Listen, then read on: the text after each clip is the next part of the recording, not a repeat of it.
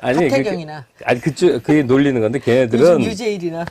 걔네들, 그러니까 민주당의 근사치에 있으면서도 레디컬 리스트거든? 현 정부도 막 비판적이고 뭐 그래. 비판해야지. 애정이 있으면 비판해야지. 근데 내 생각은, 이제 60이 넘은 사람들은 한국이 흘러온 지난 70년이 상당히 잘 왔다는데 시선을 좀 돌아. 비판은 30, 40대들이 할 일이다. 이런 얘기 하면 재미없어. 그치? 들리진 않을 것 같은데. 노인네 얘기를 하면 안 돼. 나는 근데, 점점 요즘에 여기 너무 지하에 계시면서 이렇게 이상해지시거든요. 아니, 이상해진 건 맞는데, 우리나라를 너무 사랑하게 됐어. 왜냐면 이 이어폰 끼고 개 데리고 맨날 산책하잖아요. 그러면 이제 빠지는 거야, 거기서. 그 유튜브가 보면 저쪽 애들 얘기 들어보면 되게 그럴듯하거든. 아니, 나 저쪽에 넘어가겠어. 그건 전혀 아니죠. 그쪽 갈 사람은 아니에요, 제. 그러니까 유재일은 뭐냐고. 걔가 사람 그쪽 갈 완전히 사람이냐고. 아니, 걔는 방송 켰습니다. 조금, 유절 얘기하고 싶지는 않은데, 걔는 좀 미쳤지. 들리는 거 아이가? 네, 지금 방송 켰어요. 아, 제 그래요? 미쳤다고 생각 안 해. 저는 안타깝지. 빨리 시작해요. 아니, 그러니까, 잡담. 6시에 시작하는 거고, 그 전에 한 10분 그래? 동안은 그냥 그럼 편한 선물 얘기. 드릴까? 이렇게 이럴 때? 네네, 좋죠. 아니, 근데, 이따가 해줘. 정식으로 했을 때. 근데, 아니, 일단, 요즘 어떻게 지내세요? 이거 그래요. 뭐 비슷하죠. TV에 너무 가끔씩 바빠. 나오시고 재판 때문에 TV 꼭 나오세요. 아니, 제가 TV에 절대 안 나가는데 그 영상 있는 거 갖고 지들끼리 그러니까 돌리니까 재판할 때 정편에서. SBS. 근데 이제 저는 사실은 그 TV에 제 얼굴이 자꾸 나오는 거 정말 원치 않죠. 원치 않는데 이제 이 사람들이 미운 거지 내가 종편에서는. 왜 밉지? 아, 머리가 꼿꼿하니까 미운 거죠. SBS는 왜 미워해요? 걔들은? SBS는 거기 요 대본에도 보고 제가 생각을 했는데 SBS는 다른 이유가 있어요. 저는 분명히 그렇게 생각합니다.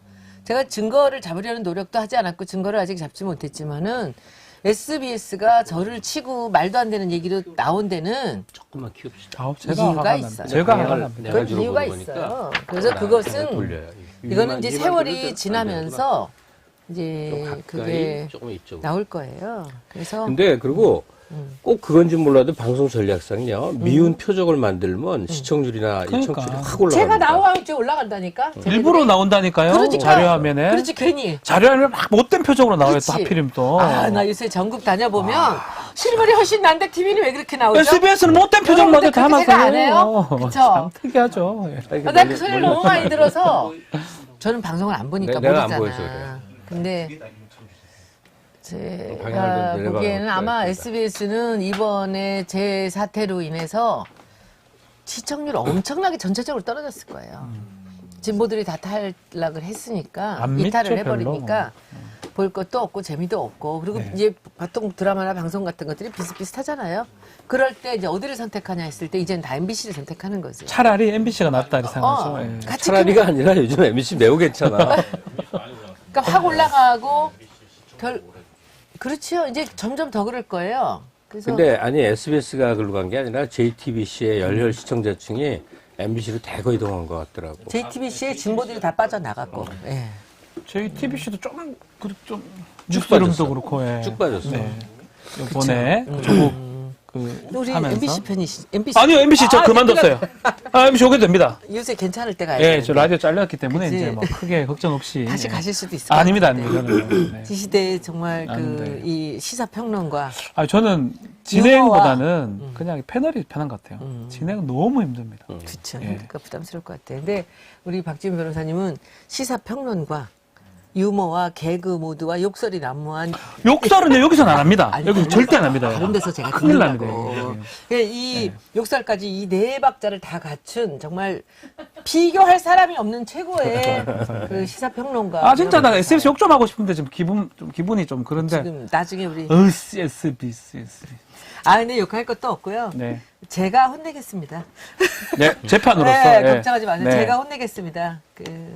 답변은 그러면 지금 고정이 뭐예요? 저는 JTBC 사건반장 나가고요. 건반장하고. MBC에 또 실화탐사대학 하는 프로도 나가고 있고. 아니 밤에 저 친구. TBS 하고 있습니다. TBS. TBS의 더룸이라고. TBS. 그 정도 세계에서. 아니 체육 그거 있잖아. 그거 고정이 아니고 그때? 땜빵으로 계속 한 번씩 나갑니다. 그때. 그 더 라이브라고 이제 뭐 체육이 하는 프로가 있는데 그냥 거기 가서 이제 강의하듯이 뭐 이렇게 거기도 하고 이제 맨날 같이 나왔었잖아. 인기가 네. 괜찮나? 체육이 약간 좀 떨어지지 않나?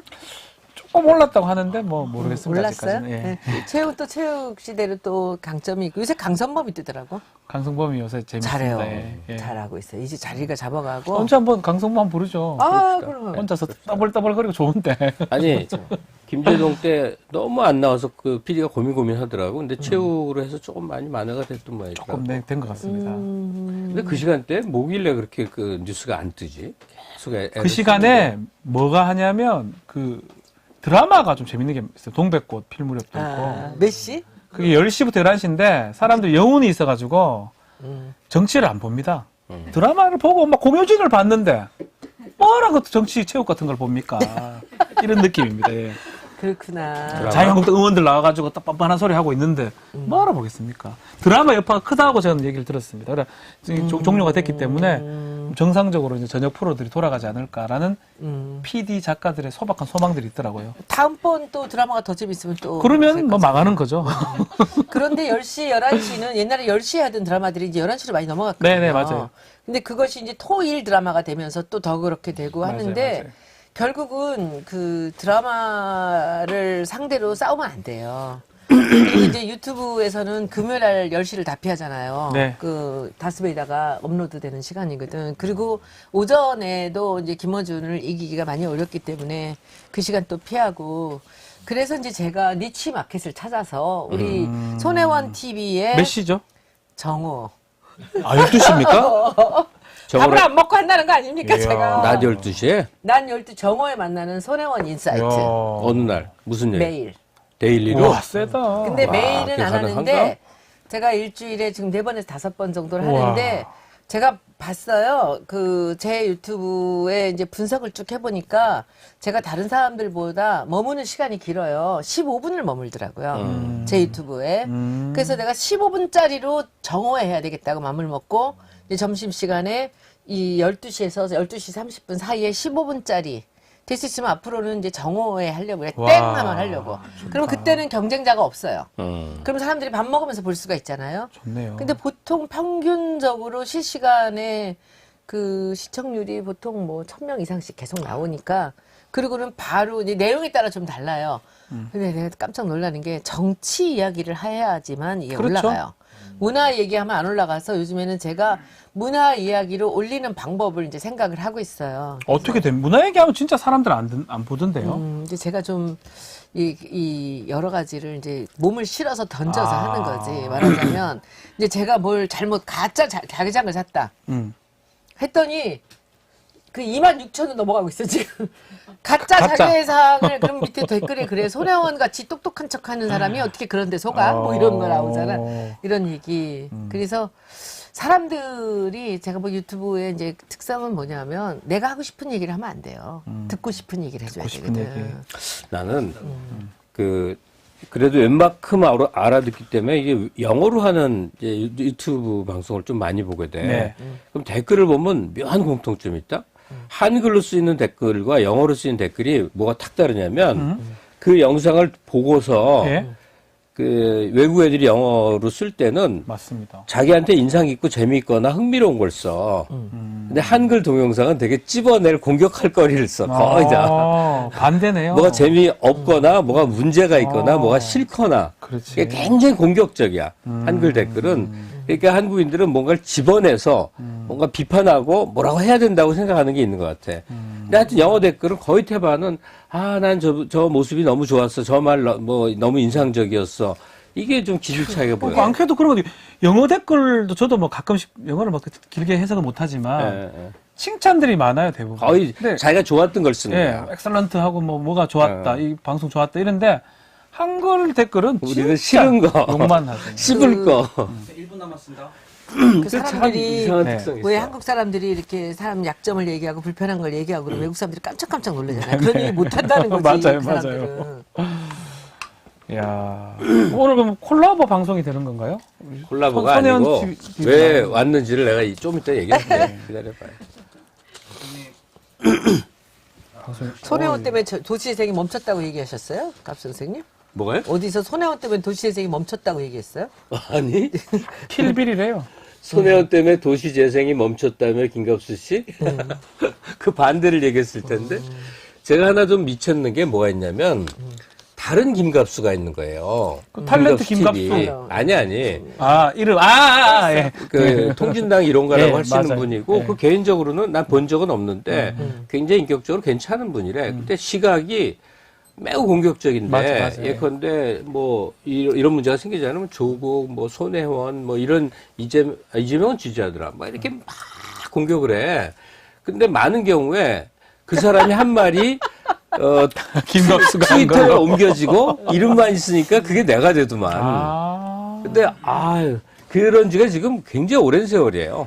유명하니까 그런가 보다. 아니 저 사람이 그 김갑수 씨가 한동안 오마이뉴스 기사를 굉장히 많이 썼는데 내 평소 생각과 정반대 얘기가 이제 내가 한 말이 된 경우가 무척 많았었어. 이런 일이 다 있네요. 제가 아는 분이 세 분이 있어요. 김갑수라는 똑같은 이름을 네. 가진. 그래서 그 앞에다가 다 표시를 해놔요. 김갑수 교수 이렇게. 근데 선생님은 꽁지머리 김갑수 선생님 이렇게 써놨어요. 그래서 이게 구별을 해야 돼요. 그리고 본인이 항상 이름이 평범한 건 어쩔 수 없는 거잖아요. 근데 숨어 살긴 박지훈이 좋거든.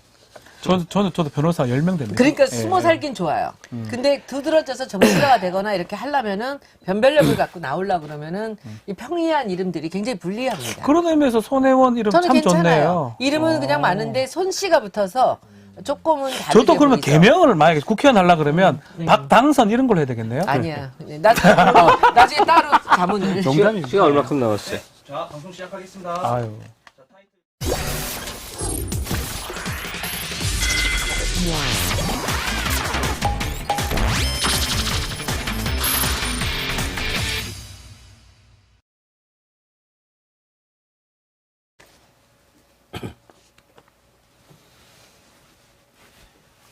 시작하시면 됩니다.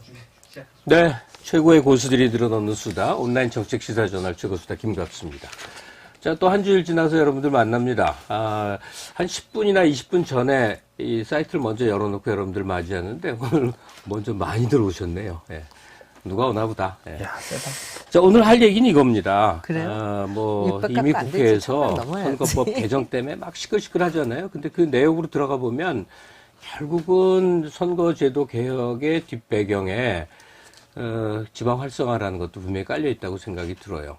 지금 통폐합해야 될 선거구가 뭐 20여 군데나 된다는데 이유는 딱 하나죠. 지방에 사람들이 안 살고 다 그냥 도시로 밀려와서 그런 거죠.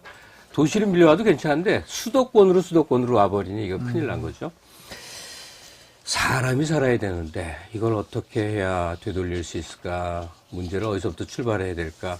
이런 생각을 할 때 꼭 떠올릴 수밖에 없는 인물이 있고 오늘 모시게 됐습니다. 자, 그런데 그분이 추진했던 이 일이 전 국민적 관심사가 되고 같이 좋아하면서 같이 행복해하면서 할 일이 어쩌다 보니까 괴상한 언론의 과정을 통해 갖고 정말 이루 말할 수 없는 마녀사냥의 과정을 겪고 심지어는 이 법마에까지 오르게 됐죠. 우리가 조국 사태 겪으면서 느끼는 바이지만 언론의 왜곡 보도라는 게 한 사회를 얼마나 이지러지게 만들 수 있을까 이런 것들을 깊게 체험한 바 있습니다. 자, 오늘 지방 활성화 뭐 기타 등등 정치 현안까지 두루두루 포함해서 심도가 있으나 탁탁 짚어 나가는 좀 재미있는 그런 대화 시간 마련하도록 하겠습니다. 뭐 예고를 미리 해둘 필요가 없이 사진으로 다 보셨을 것 같아요. 아시고 있는 손혜원 의원 모셨는데 손혜원 TV가 요즘 아주 영업이 잘 된다고. 손혜원 TV 보시는 분들 김갑수의 최고수다에도 구독, 좋아요 부탁드리겠습니다. 그리고 알림 설정도 해두시고요. 자, 먼저 준비한 영상 보고 가시죠. 네, 1분 먼저 들어갑니다.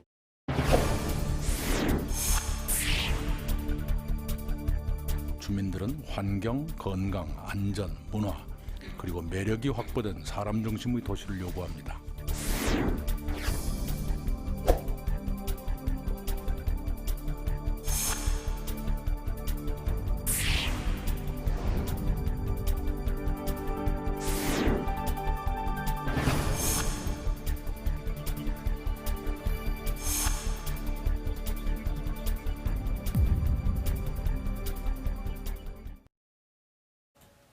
네. 자, 손혜원 의원 모시겠습니다. 아, 네, 안녕하세요. 오랜만에 왔습니다. 여기. 네. 네. 너무 멋지네요. 네. 이런 멋진 스튜디오가 만들어지다니. 네. 아니, 그런데, 원래 이제 최고수다 시간이 게스트 한 분 모시고 들어온 한 시간 동안 얘기 나누는 네네네. 거거든요. 아, 근데 그래요? 오늘 좀 이 컨셉에 변화를 줄 수밖에 없는데, 제가 듣자 하니, 예전엔 손 의원이 저를 동생처럼 이뻐했는데, 이제는 뭐 저는 완전히 밀려나고, 너무너무 예뻐하고 사랑하는 동생이 걔가 안 나오면 안 될 것 같아서 박지은 변호사 아, 예. 아, 진짜? 아, 저는 오늘 재판 얘기 좀 하려고 그 때문에 좀 나왔는데 저는 손혜원님 나오신다 그래서 네. 두 말 않고 나왔습니다. 숨겨놓은 애정이 노출이 됐네, 어느 사이에. 너무 제가 그냥 두 분이 얘기하시고 저는 너무 그냥 좋아요. 지켜보랍니다. 너무 아니, 저는 좋아합니다. 너무 예. 제가 박지원 변호사님을 굉장히 남들보다 좀 다른 면에서 되게 높이 평가를 해요. 그래서 항상 뭐 제가 뭐 법적 자문이나 이런 거 받을 때 조금 도움 받고서는 한번 밥도 한번 못 사드렸는데 오늘 여기서 뵈니까 너무 좋습니다. 아유, 예, 박수. 뭐 공짜로 뭐 평생 무료지요. 아이, 그렇지 말씀하신 김에 박지훈 변호사 어떤 사람이에요? 박 변호사는 평가를 좀 제가 해주시면. 모든 이동영 작가랑 함께하는 그 방송들을 거의 하나도 빼놓지 않고 다 봤는데 이제 제가 보기에 변호사고 시사평론을 하고 있지만 남들이 갖지 않은 대중성이 있으세요. 그 대중성이 보면은 이제 대중적으로 자기 얘기를 하고 이제 그런 식으로 얘기를 하다 보면은 노출이 되면서 바닥이 나오는 사람이 많습니다. 그 변호사들도. 네. 그런데 국회의원들도 그래요. 깊이 이 사람들이 이 대중들 앞으로 나오지 않는 이유 중에 제일 대표적인 게 갔다가 무슨 일이 벌어질지 모르는 거거든요.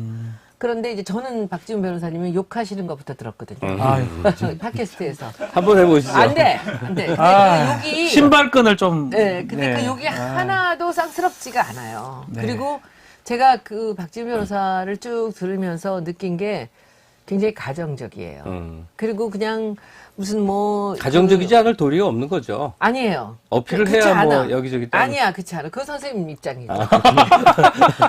그거는 박진 변호사는 그 이동영 작가랑 이제 그 연애 교수, 그 연애 연애 고 고자, 3년 전. 예, 예. 연애 고자, 뭐, 내 이름도 잊어버렸다, 네. 이제. 요즘 잘 안 봐요, 그거는. 근데 거기 나와서도 그렇게 많은 고수들 사이에서, 연애 고수들 사이에서도 꿋꿋하게 자기 마누라 얘기만 하면서 그거 빛을 내주고 있는 와, 거예요. 딴 데 눈을 돌리노. 네. 그거죠. 그쵸. 네, 근데 네. 그게 DNA 자체가 한 사람만 바라보는 그 비둘기과라 그래요. 아, 그렇습니까? 비둘기는 태어나서 죽을 때까지 한 사람의 배우자만 사랑한대요. 남자 중에 그런 사람이 있어요. 제가 아는 사람 중에 주진영이라고 있어요. 네. 주진영도 주진영 박사님. 네. 자기 마누라밖에 몰라요. 어. 지금도 와이프를 보면 얼굴이 붉어진대요.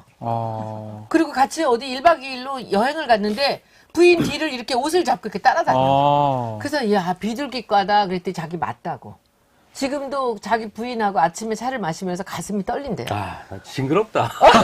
정말. 그런 사람인데 제가 보기에 박진 와. 변호사님은 그 굉장히 그 방송에 맞는 그 위트와 그런 아주 그 이 개그 모드도 있는 데다가 그러면서도 이제 우리 뭐 보면서 이제 군검 얘기할 때 진짜 빛이 났었고 검찰 얘기할 때도 이 젊은 변호사들하고 달리 케이스가 많은 거야. 그러니까 응? 그러니까 그게 항상 이렇게 딱딱 그 법적인 그 자문 같은 거 할 때도 뭐 난 모르겠다. 내가 뭐 그런 거 안 어. 뭐 이런 얘기들도 있지만은 자기가 아는 분야에 있어서 팍 치고 나가면서 얘기할 때 얼마나 제가 듣기에 그럴듯한지. 네. 그래서 제가 박진 변호사 감사합니다. 그 좋아합니다. 손혜님이 짚으신 그 대중에게 어필할 수 있는 자질, 그 중요한 거죠. 이번에는 박지훈 변호사가 짧게 네. 손혜원 의원 인물평을 한번 해보세요. 이쁘십니다.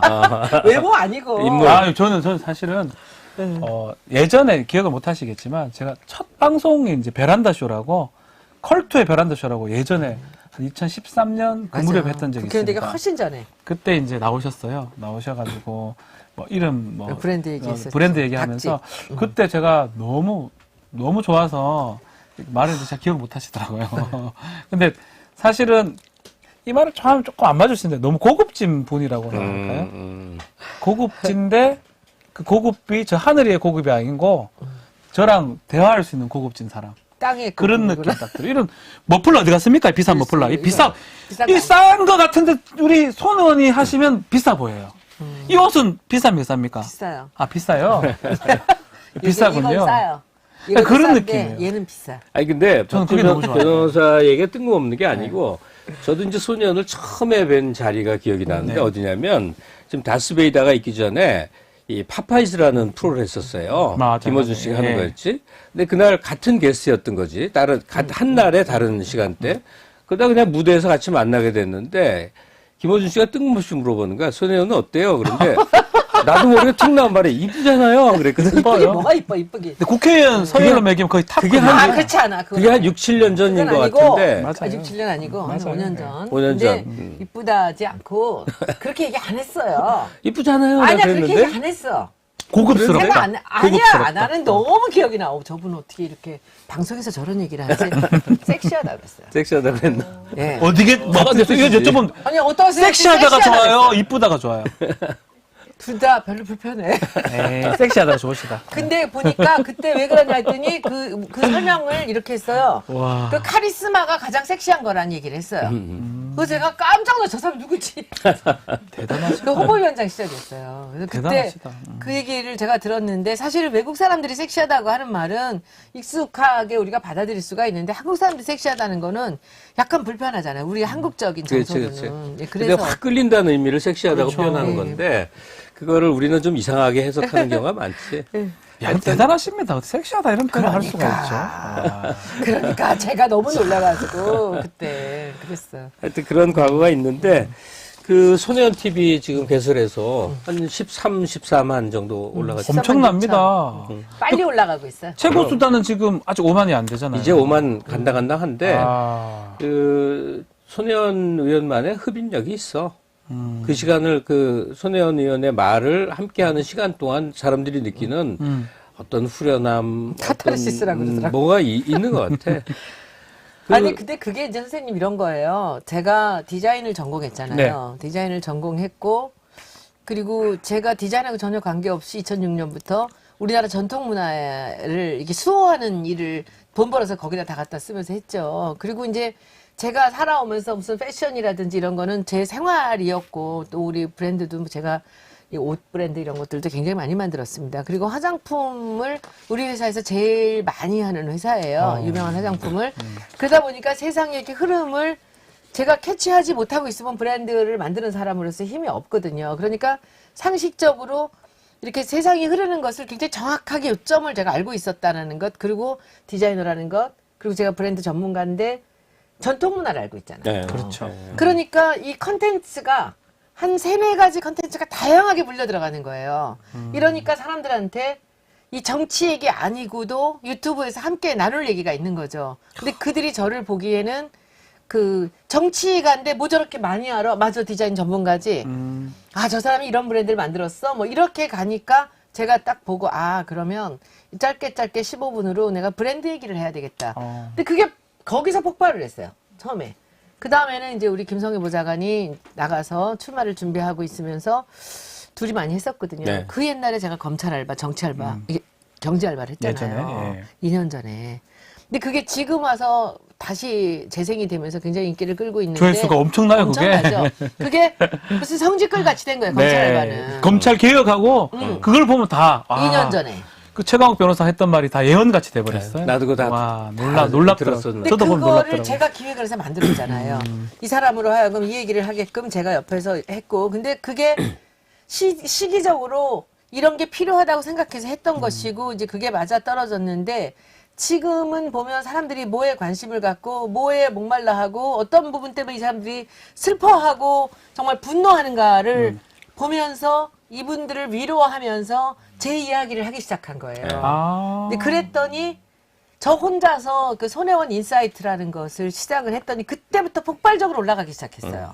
조회수가 뭐 1만, 2만이 막 올라갔는데 와. 그래서 제가 참 가슴이 아팠던 게 이분들이 정치 시사에서 뭔가 이 논평을 해주길 바라시는구나. 그런데 우리가 이 뉴스를 보면서 그 패널들이랑 보면은 종편하고 뭐 요새 MBC나 JTBC 조금 다른 논평 맨날 혼자 나가 싸우시던 분이지 이분들이 해도 이게 반대 논리를 이렇게 펼치다 보니까 그 밥에 그 나물이 되는 거예요. 근데 저는 전혀 다른 쪽 얘기를 하고 있거든요. 아, 이철이와 표창원이 뭐가 다르냐. 어. 둘 다 불출마인데. 그 두 개 얘기를 제가 얘기를 하는 거예요. 이 사람은 이래서 불출마하는 것 같고 이 사람은 이래서 불출마하는데 둘이 다르다. 둘을 같이 생각하지 마라. 뭐 이런 얘기. 물론 내 생각이다. 이렇게 하는 거지. 그러니까 빠른 속도로 13만, 14만을 향해 가고 있는 손혜원 TV를 대단합니다. 구독하고 계신 분들, 김갑수의 최고수다도 오늘 지금 당장 구독해 주시기 바라고요. 900명 돌파했는데 바로 1000명 올려주셔야 되고요. 그리고 아마 손혜원 TV랑 연계하고 있습니까, 지금? 같이 합니까? 그러면 우리 손혜원 TV 들어오시는 분들 지금 실시간 보지 못하시더라도 이따가라도 뭐 구독은 돈 드는 게 아니에요. 근데 제가 느끼기에 김갑수 선생님은 그야말로 남들이 하지 못하는 얘기들을 하실 수 있는 저보다 진짜 고수고 훨씬 더 다른 그 인사이트를 얘기하실 수 있는 분이거든요. 여러분들 구독하시고 알림 설정해 두시면 그리고 좋아요 눌러주시면 분명히 여러분들의 삶에 더 크고 깊은 그런 도움이 될 거라고 생각합니다. 손혜원 TV, 굿. 손혜원 TV 구독자 여러분들 김갑수 선생님 눌러주세요. 다 같이 눌러주세요. 한 20만 갑시다. 제가 서로. 13만인데 무슨 20만을. 요 5만 플러스 18만 가입시다. 그러면 이 네. 5만과 저하고 여기서 중첩되는 부분들 여러분들은 손혜원 TV 눌러주셔야 됩니다. 네. 서로 우리 주고받는 게 있어야지. 그럼 네. 우리 같이 가야 돼요. 고정 우리 시간 구독자 여러분들도 손혜원 TV로 가서 같이 함께 하고 또 손혜원 TV의 애청자 여러분들도 와서 우리 함께 모아서 갑시다. 저도 누르겠습니다. 자, 구독, 좋아요 부탁드리겠고, 이제 오늘 본론으로 좀 들어가겠는데, 약간, 이 시간 보시는 분들은 너무 익숙한 뉴스일 수도 있고, 또 손혜원 본인이 좀 지겨운 얘기일 수도 있지만, 그렇죠. 약간 단계처럼 거쳐갑시다. 일단, 박지훈 변호사한테 물어볼게요. 도대체, 부자 국회의원 손혜원이가 목포에다가 부동산 투기했다더라. 지금 이게 자체가 어떤 스토리입니까? 기사를 위한 아니면 제가 봤을 때는 뭐 죽이기 위한 기사가 아니었나 생각이 듭니다. 제대로 취재를 하지 않고 그런 어떤 재생 지역에 땅을 다 사가지고 아니, 사건 개요를 조금 제가 정리를 말씀드릴게요. 해주세요. 이 2017년 7월 달이죠. 그때 이제 도시 재생 뉴딜 사업을 시행을 했었는데 그때 이제 목포에서 그걸 하고 있었는데 재생 사업을 하는 거를 손혜원이 미리 알고 거기에 있는 땅들을 지금 다 구입을 해가지고 투기를 했다. 또 그리고 아까 모를 거 예상하고 투기를 미리 했고 투기했다. 정보를 유출했고 이걸로 지금 재판을 받고 있는 그런 네. 상황입니다. 그 보도는 그 유명한 SBS에서 네. 같이 소송 중인 상황이죠. 제가 보기에는 저는 처음에 이 일이 이제 그 시민단체들이 고발을 한 거예요. 그래서 수사를 했는데 참고인이 몇 명이었는지 아세요? 몇 명입니까? 190명이었어요. 참고인이 불러다 조사를 한 게 그 조국 국사범이구나. 거의 훨씬 국사범. 더 많은 야, 시간이 오래 걸렸고요. 190명. 190명을 조사를 했고요. 그리고 참 기가 막힌 게 이 진술서 받은 거 뭐라 네. 그래 이거를. 진술조서? 2만 참고조서? 3천 쪽. 그래서 그 중에서 이제 저는 제가 맨 마지막에 갔는데 이제 이들이 찾으려고 했던 게 뭔지를 사람들이 조사받고 와서 하는 얘기를 듣고 제가 알았어요. 뭘 받느냐면 등기부에서 차명으로 해놓은 거를 찾은 거예요. 어느 정도냐면요. 200만 원 이상 저한테 후원을 한 정치 후원금을 낸 사람들까지도 통장을 다 털었습니다. 이야. 그래서 저는 모르는 사람들이 있어요. 200만 원 낸 사람, 통장 털렸다는 사람들. 그래서 그 사람들까지 다 털어서 봤는데 6개월 동안 190명을 조사를 했는데 한 건도 못 찾은 거예요. 결국. 없으니까. 그리고 이 사람들이 그런데 제가 마지막에 기소한 걸 보고 처음부터 작정을 하고 기소를 하겠다고 마음을 먹었는데 맞습니다. 예. 자료가 안 나오니까 그 보안 자료라는 억지 유출했다는 자료를 거. 만들어낸 것이고요. 그렇죠. 그 다음에는 이제 부동산을 제가 우리 조카 둘한테 증여를 했는데 손소영은 빠지고 그리고 손장훈만 얘를 제가 차명으로 했다는 거죠. 증여세를 내는 차명이 창성장에 가 있는 네. 그 조카. 7,200만 원을 제가 얘를 차명이라고 하는 거예요. 그래서 차명의 이유가 뭐냐 했더니 얘가 제가 증여를 할 때 걔가 돈이 하나도 없었죠. 그 증여세도 빌려줬거든요. 제가 증여를 하고 그리고 대여를 했어요. 그렇죠.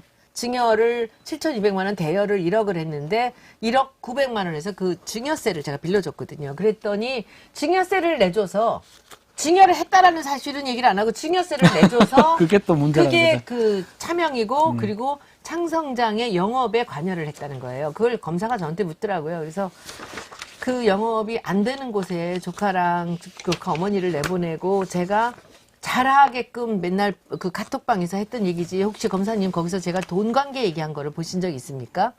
주인이라면 돈을 챙겨야 되잖아. 그렇죠. 그랬더니 돈은 없습니다. 그래. 그래서 그러면 주인이면 제가 돈을 챙겨야지. 그 빨래는 어떻게 했느냐?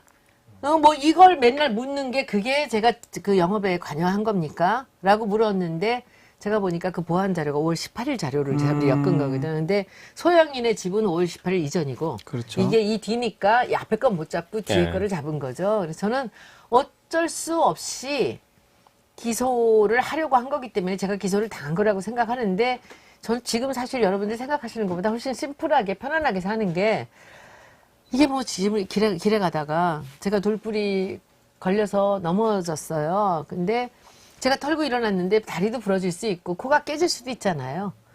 그렇다고 죽지는 않았잖아요, 제가.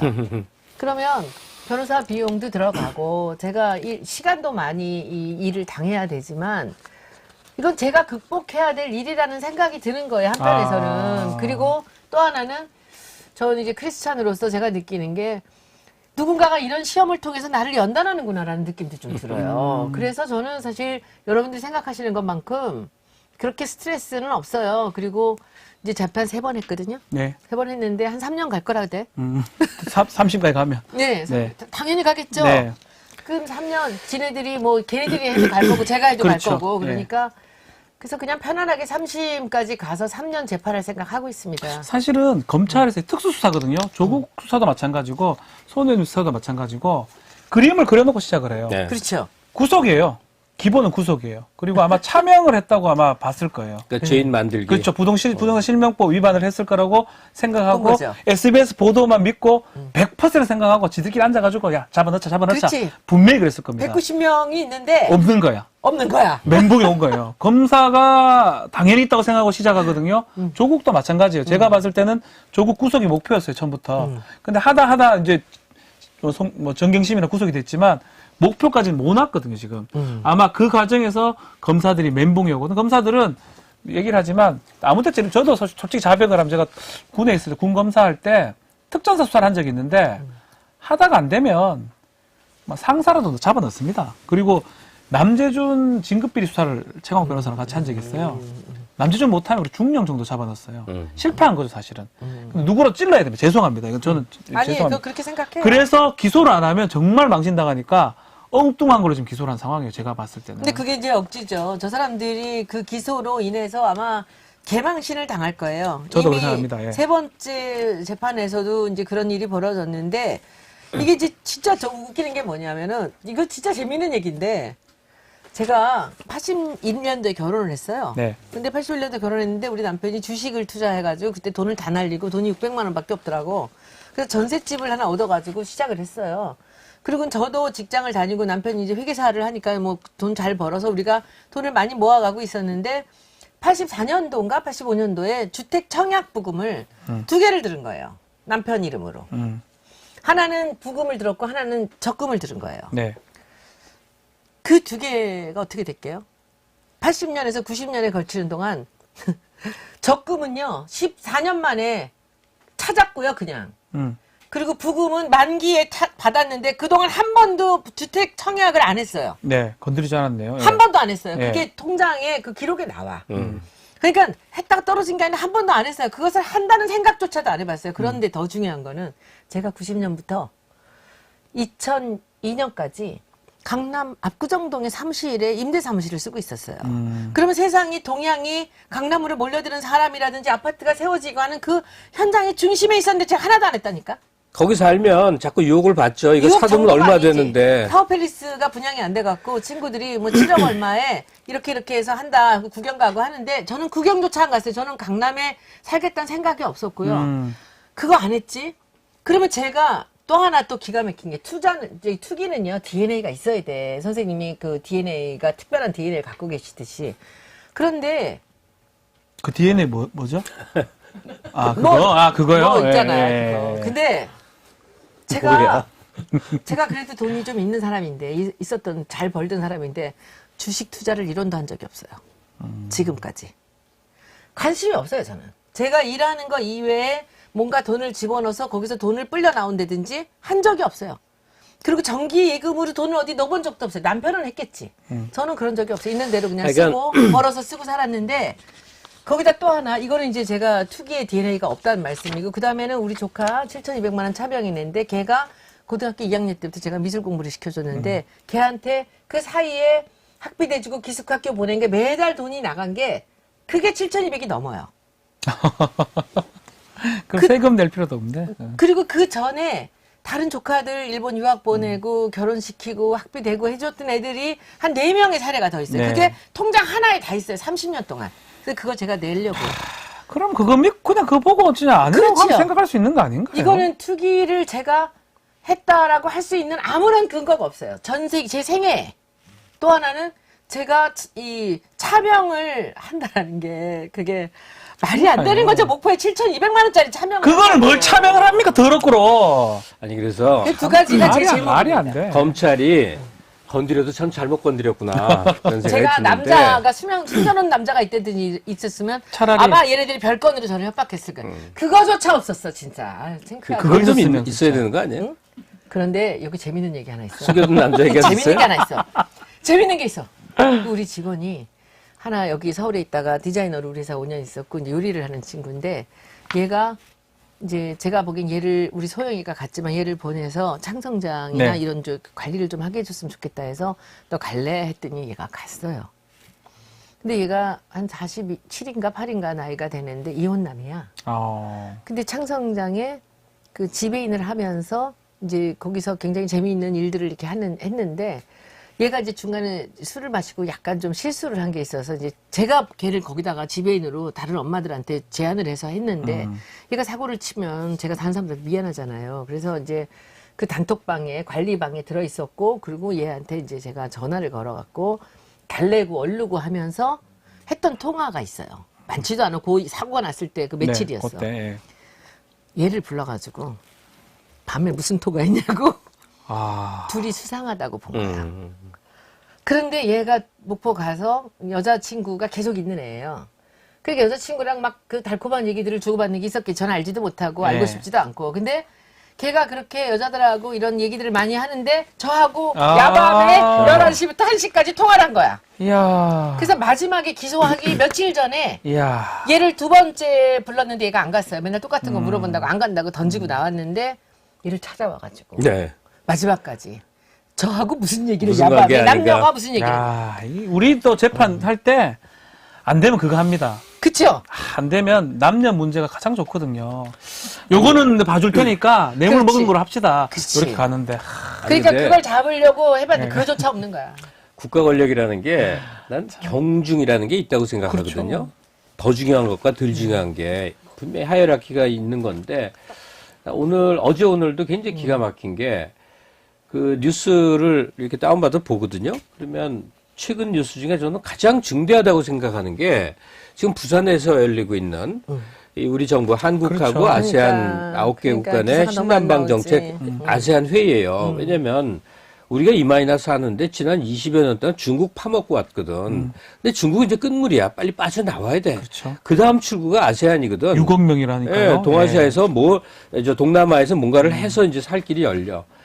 그러면 세상에 쌈박질을 하다가도 이렇게 중요한 일이 해야 되는데 어제 제가 봤는데 JTBC는 단신으로 4번째인가 5번째 단신으로 이 맞아요. 회의가 처리가 되는 걸 봤어요. 맞아요. 기가 막혀. 저는 청와대 마찬가지로 후보에 문제가 있다고 생각해 저는. 아니 근데 언론에 아니 손혜원 여건도 마찬가지인데 검찰 인력이 검사 수가 생각보다 그렇게 많은 게 아니에요. 저거요? 몇만 명, 몇십만 명이 아니야. 아니에요. 그런데 손혜원 의원이 목포에다 뭔 짓을 했네 하는 의혹 자체가 네. 상식적으로 봐서도 수사 인력이 규모가 나올 것인데 190명의 참고인을 불렀다는 사실은 뭐한 짓입니까? 190명의 검사가 움직인 거 아닙니까? 그래 보면 되죠. 예. 조국 씨의 부인이 딸을 이상한 표창장으로 줬을지 모른다는 것 때문에 70몇 명의 검사를 동원해서 압수수색을 해. 이게 얼마나 사회적 낭비냔 말이에요. 말이 안 되죠. 그러니까 세상에는 법리가 있지만 사회적 상식이라는 것도 있는데 그렇죠. 국가의 중추 권력들이 이렇게 자질구레한 듯하게 보이는 정책 곤경에 몰아넣기 위해서 활용되는 게 과연 온당한가 이런 생각을 무척 많이 느꼈어요. 온당하지 않죠. 않고 경중 있으면 저는 손혜원님 사건 검사 있어야 되겠죠. 검사 한 명에 검찰 수사 한 명이면 됩니다.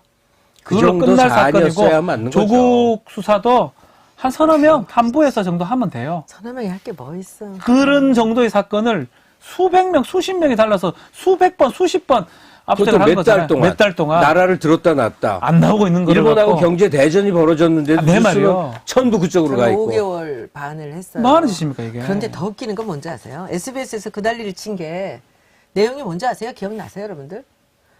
문화재청에다가 제가 압력을 넣어서 문화재 거리를 만들었다는 얘기였어요. 그렇죠. 그 얘기 처음 시작이었어요. 근데 지금 기소한 건 뭔지 아세요?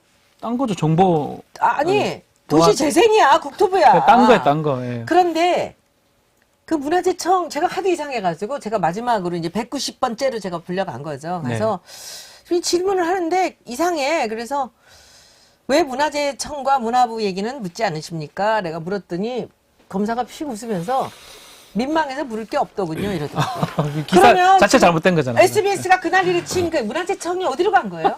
참. 그거 무혐의 받았어요, 제가.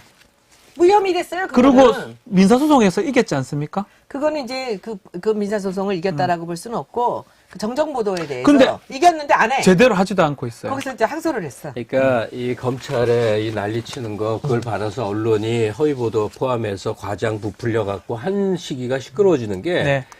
끊이지 않고 계속돼. 사람들 뇌리에 멀기 때문에 내가 그냥 이 제목만 말하고 넘어가겠는데 나 세상에 이렇게 기가 막힌 사건이나 하는 게 김현 그 대리기사 폭행 사건이라는 그 사건이야. 내용을 알면 네. 정말 기사가 안 되는 일이야. 근데 하여튼 우리 한국 사회가 그런 식으로 흘러오는데 이제 이런 네거티브한 얘기 그만두고 이걸 소재로 해서 좀 듣고 싶은 얘기를 듣자고요. 왜냐면 도대체 손혜원 의원님은 네. 그 뜬금없이 고향도 아니야. 그래요. 뭐 왜 엉뚱한 구설수 목표에 그러고. 거리를 왜 돈도 안 되는 거 가가지고 뭐 일을 했는가. 근데 제가 이번에 목포 건만 아니라 저는 보고 판단하면 행동해요. 뭐든지. 그러니까 제가 2006년에 나전칠기를 사들이기 시작하는 것도 그 사람들 너무 안 됐어. 내가 사야지. 이러고 산 거예요. 그거는 왜 투기로 안 걸렸나 몰라. 그렇게 그리고 그렇게 사다 보니까 저 사람도 있고 저 사람도 있고 저 사람 스승도 나오고 이렇게 하면서 현대 거를 사다가 돌아가서 안으로 들어가서 조선시대까지 간 거예요. 그런데 그 제가 선생님 아시잖아. 제가 여기 처음 왔을 때 저 엔터프라이즈 그라인더가 뭔지 몰랐어요. 제가. 손혜원이 여기 이 방에 처음 방문하셨을 했을 때 때 커피 관련 도구를 보고 되게 신기하신 거야. 제가 커피를 엄청 좋아해요. 그래서 좋은 커피를 이제 일주일 이상 저는 로스팅하면 안 먹어요. 그렇게 제가 커피를 좋아하는데 를 사서 먹었죠. 커피 로스팅을 한다든지 하는 거를 꿈에도 생각해 본 적이 없었는데 여기를 왔는데 얘가 이상한 애가 하나 빙수기기 같은 게 돌아가더라고. 그래서 이거를 딱 보고 나서 불과 1년이 안 됐는데 제가 저 엔터프라이즈를 4개를 갖고 있고요. 그리고 저 로스틸링을 사라 그래가지고 샀다가 저거 있고 잘안 그 다음에 돼. 결국 이만한 가스 로스터까지 사가지고 제가 로스팅이 아마 선생님보다 잘할 거야. 이제는 고수가 된 거야. 저는 뭐고 판단해서 딱 꽂히면은 그걸 해봐야 돼요. 나도 해봐야 돼. 그러니까 지금은 제가 제 커피의 스승이세요. 그런데 아니 커피 관련해서 손혜원 의원의 행동을 제가 곁에서 볼 수밖에 없었는데 나는 그런 무서운 집중력은 본 적이 없어. 와. 뭘 관심을 갖는다 그러면 그냥 팍 폭격을 해. 들어가면 한번 해봐야 돼. 경험해보고 나와야 돼 내가. 목포도 마찬가지일 거예요. 목포도 아마. 그거죠. 목포에 필을 받으신 거예요. 제가 알기로는 필을 받으셨고. 그게 아니고 피를 받은 것도 맞지만 서울에서 고생하는 조카가 있었어요.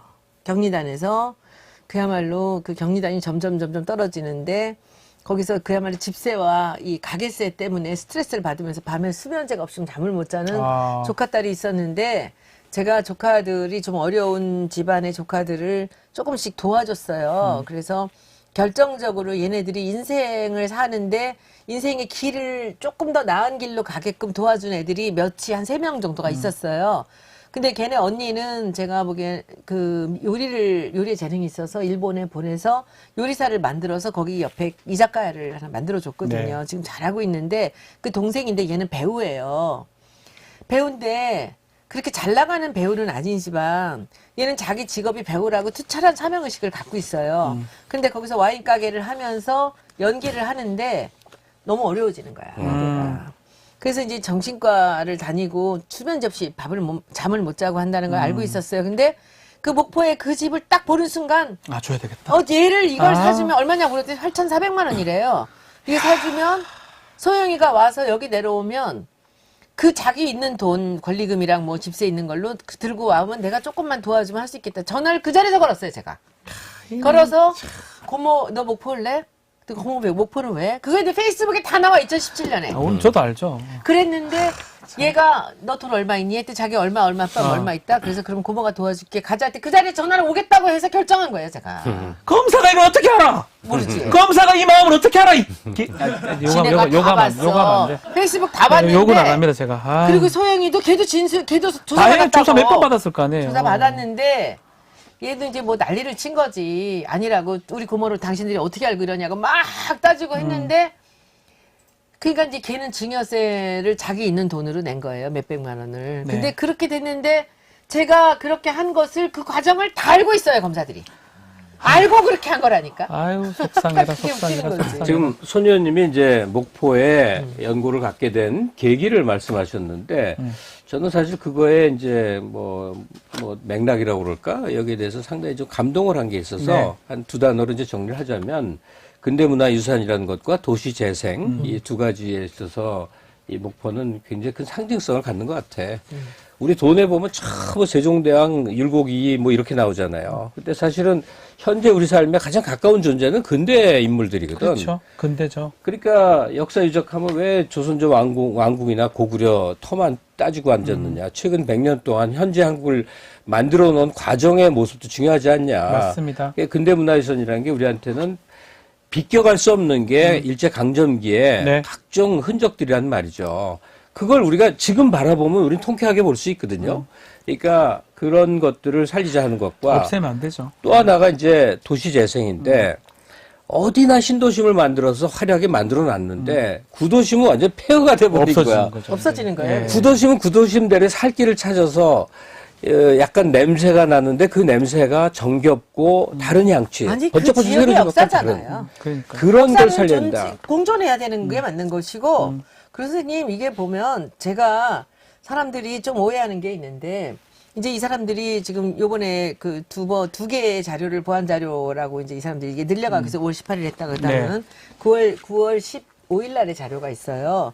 근데 그때 제가 그 국회를 불러가지고 그 역사 도시들을 제가 몇 군데다 다 공문을 내가지고 와서 국회 문광 포럼에서 함께 공유를 하면서 니네들이 국토부에 도시재생을 신청을 하면 좋겠다 역사의 기반으로. 그래서 거기에서 4도시가 와요. 어디죠? 상주와 상주하고. 김제와 공주인가 어디 또 하나 있고 그 다음에 목포예요. 목포. 예. 다 와서 9월 16일 날 이 사람들이 포럼에서 발표를 하는데 국회의원들도 다 오고 그랬죠. 그런데 15일 날 저녁에 우리 공용 메일로 제 메일도 아니고 공용 메일로 그 자료를 받아요. 근데 이 사람들이 그걸 제가 자료를 받아가지고 그거를 기반으로 투기를 했다는 거야 또. 말이 됩니까, 그러니까. 그러니까 그 두 개가 문제인데 그때 보면요 선생님 상주는요 견훤이 쌓았다는 산성이 있어요 산에 견훤의 성이 있어요? 견훤산성이 있어요. 견훤산성. 나 상주 2번이나 갔는데 못 공주는 봤다. 그야말로 너무나 아까운 도시예요. 공주는 진짜 오래된 도시죠. 웅진. 공주는 응진 백제, 그러니까 백제 토지. 응진 백제에 거기 무령왕의 하이라이트가 있는 곳입니다. 그렇죠. 예. 그리고는 김제가 또 뭐가 있고 전 김제 가본 적도 없어요.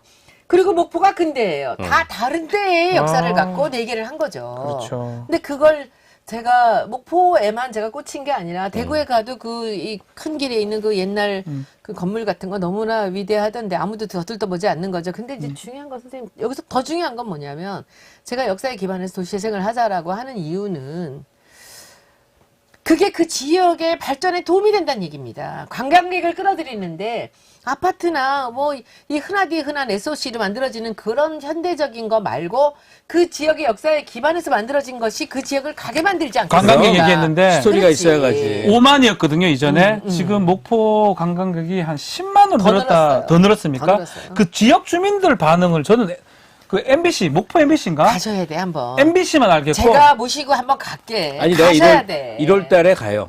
가셔야 그러니까 돼. 같이 가요. 예. 같이 갈까? 목포 제가 가야 돼. 여러분들 저랑 같이 안 가시면 아니, 나는 그 맛을 못 봐. 어디 찍어놓고 한 군데만 가거든. 그래서 결혼하고 집사람이랑 어디야 서귀포를 1년에 2번, 3번씩 10몇 년을 다녔어.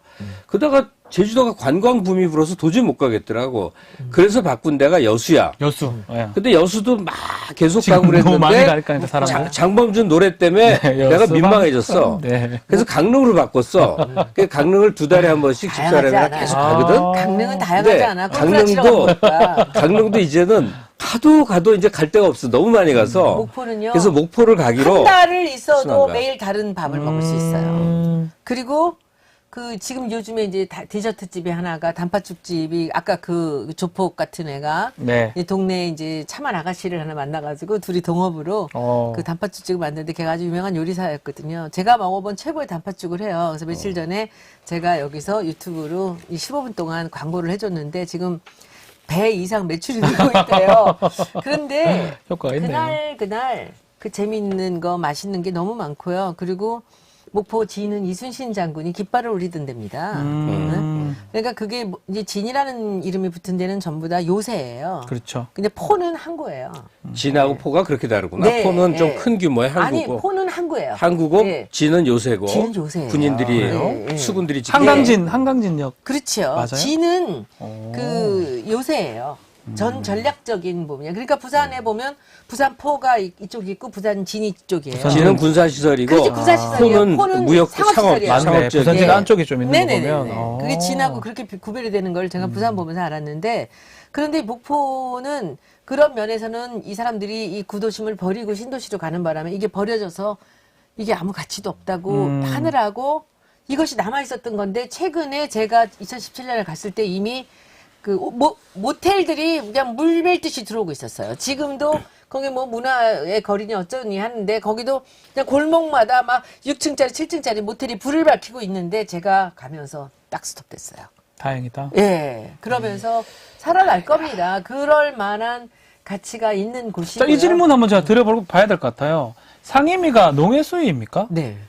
그것 때문에 이 사달이 났네. 그거 안 갔으면 이런 일 안 생겼을 거 아닙니까? 아니, 아니야. 옮긴 거지. 있는 겁니까? 농해수위로 옮긴 원래가 거죠. 문체위였죠, 제가. 문체위에서 농해수위로 옮기신 겁니까? 아니야. 문체위에 있는데 제가 문화재청에 그 정보를 갖고선 투기를 했다고 쌩 난리를 자다가 쳐갖고 제가 사보임을 한 거예요. 제가 간사였잖아요. 사보임을 하는데 아무데나 보내달라고 그랬더니 보건복지위로 보내놓은 거예요. 아, 근데 보건복지위 가서 제가 할 수 있는 게 뭐가 있습니까? 차라리 농해수위로 보내달라. 아, 그래서 아니야, 아무데나, 여기 말고, 음. 다른데 아무데나 해달라 그랬더니, 이제 뭐 외통이다, 또 무슨 산자위다 있는데, 제가 산자위를 가고 싶었는데, 거기 또 제가 디자이너들의 이쪽이 껴있어요. 그러면 또 그것도 이해충돌이 있을 것 같아서, 산자위는 디자인이니까 빼라라고 하고, 빼고. 했더니 이제 농해수위인데, 그 농해수위에서 또 자한당 의원들이 손해원 오면 시끄럽다고 반대했고. 시끄러운 건 맞지. 맞지? 내 얘기 내가. 네, 시끄러운 시끄럽긴 얘기 하죠. 아니지. 근데 내가 시끄러운 게 아니라 그 기자들이 나를 찍으러 와. 업데이트된 사진을 찍어야 되니까 아침에. 내가 아침마다 아주 화장하고 가느라고 미치겠어요. 근데 왜냐하면 저만 찍어요. 그러니까는 상임위 가면은 왜냐하면 얘네들이 종편에서도 네. 이제 저를 찍어놔야지 요새 사진을 올릴 거 아닙니까? 그렇죠. 그러니까는 거기서 상임위 활동 아무 상관없어. 사진 찍으러 TV조선이나 이제 이런 데가 채널 A가 오는데. 사진 찍으러 가는 거예요? 그러니까 나는 카메라 마사지라는 걸 요새 처음 알았어. 화장 잘하고 옷을 잘 입고 계속 미소 짓고 있어야 돼. 왜냐면 인상 쓰는 거 찍으려고 그래요. 그렇지. 예. 그러니까 곤혹스러워하는 모습을 그렇지. 찍으려고. 휴대폰 절대로 안 쳐다보고 예. 딱 듣고 그냥 계속 미소 웃죠. 짓고 그리고 물 마시는 거 어. 찍으려고 그래. 네. 계속 있어. 그러다가 옆에 송금주 의원이랑 무슨 얘기하려면 거기다 대니까. 그래서 제가 갔는데 제가 농해수위로 나중에 됐더라고요. 근데 국감 이틀 전에 됐어요. 근데 참 세상에 저는 뭔가 진짜 어떤 신이 있다면 저를 뒤에서 조정하신다는 생각이 들어요. 제가 추석 때 벼랑간 어떤 사람이 누가 저한테 메일을 계속 보내오는데 링크를 해가지고 그 유럽의 항구 재생에 대한 글을 쓰는 그 네덜란드에 있는 여성 건축가가 있어요. 이 사람 글을 항구 재생. 예. 이 사람 건축가인데 이 사람 글을 저한테 링크를 해서 페이스북 메시지를 계속 보내오는 거예요. 부산에 있는 어떤 분이. 전 누군지 모르는 사람이에요. 네. 근데 이걸 보면서 거기서 항구 재생을 하고 했다는 내용을 보고 저 우리 직원들 둘한테 야 총각들 둘이지. 네. 유럽 가자. 유럽 가자고? 갔다 왔어, 그래서. 그래서 추석 우리가 닷새 전에 가서 13일 동안을 7개 도시를 돌면서 거의 하루에 10,000보 이상씩을 걸으면서 와. 걔들 다 반 죽었죠. 근데 제가 정치자금 여러분들이 보내주신 거 많지 않습니까? 그러니까 정치자금을 저는 밥 먹고 술 먹는 거에 안 쓰잖아요. 그러니까 이것을 제가 이 사람들한테 뭔가 나라에 국가에 도움이 되는데 써야 되겠다 하는데 그 정치자금으로 정말 알뜰하게 쓰면서 갔다 온 거예요. 이런 국회의원이 있어야지. 또 욕을 그래서 제가 참네. 그 갔다 이 자료들을 정책 자료집으로 준비를 다 하고 사진을 찍고 유튜브를 가서 다 찍었어요. 그래서 왔는데 와서 며칠 있다가 제가 농해수위가 됐다는 거예요. 네. 그러니까 농해수위에 난 농해수위가 어디가 있는지도 몰랐어. 피라미드도. 보니까 해수부도 있고 해수부 있죠. 농협도 농림부. 있고 농림부도 있고 뭐 수산 뭐 이것도 다 있어.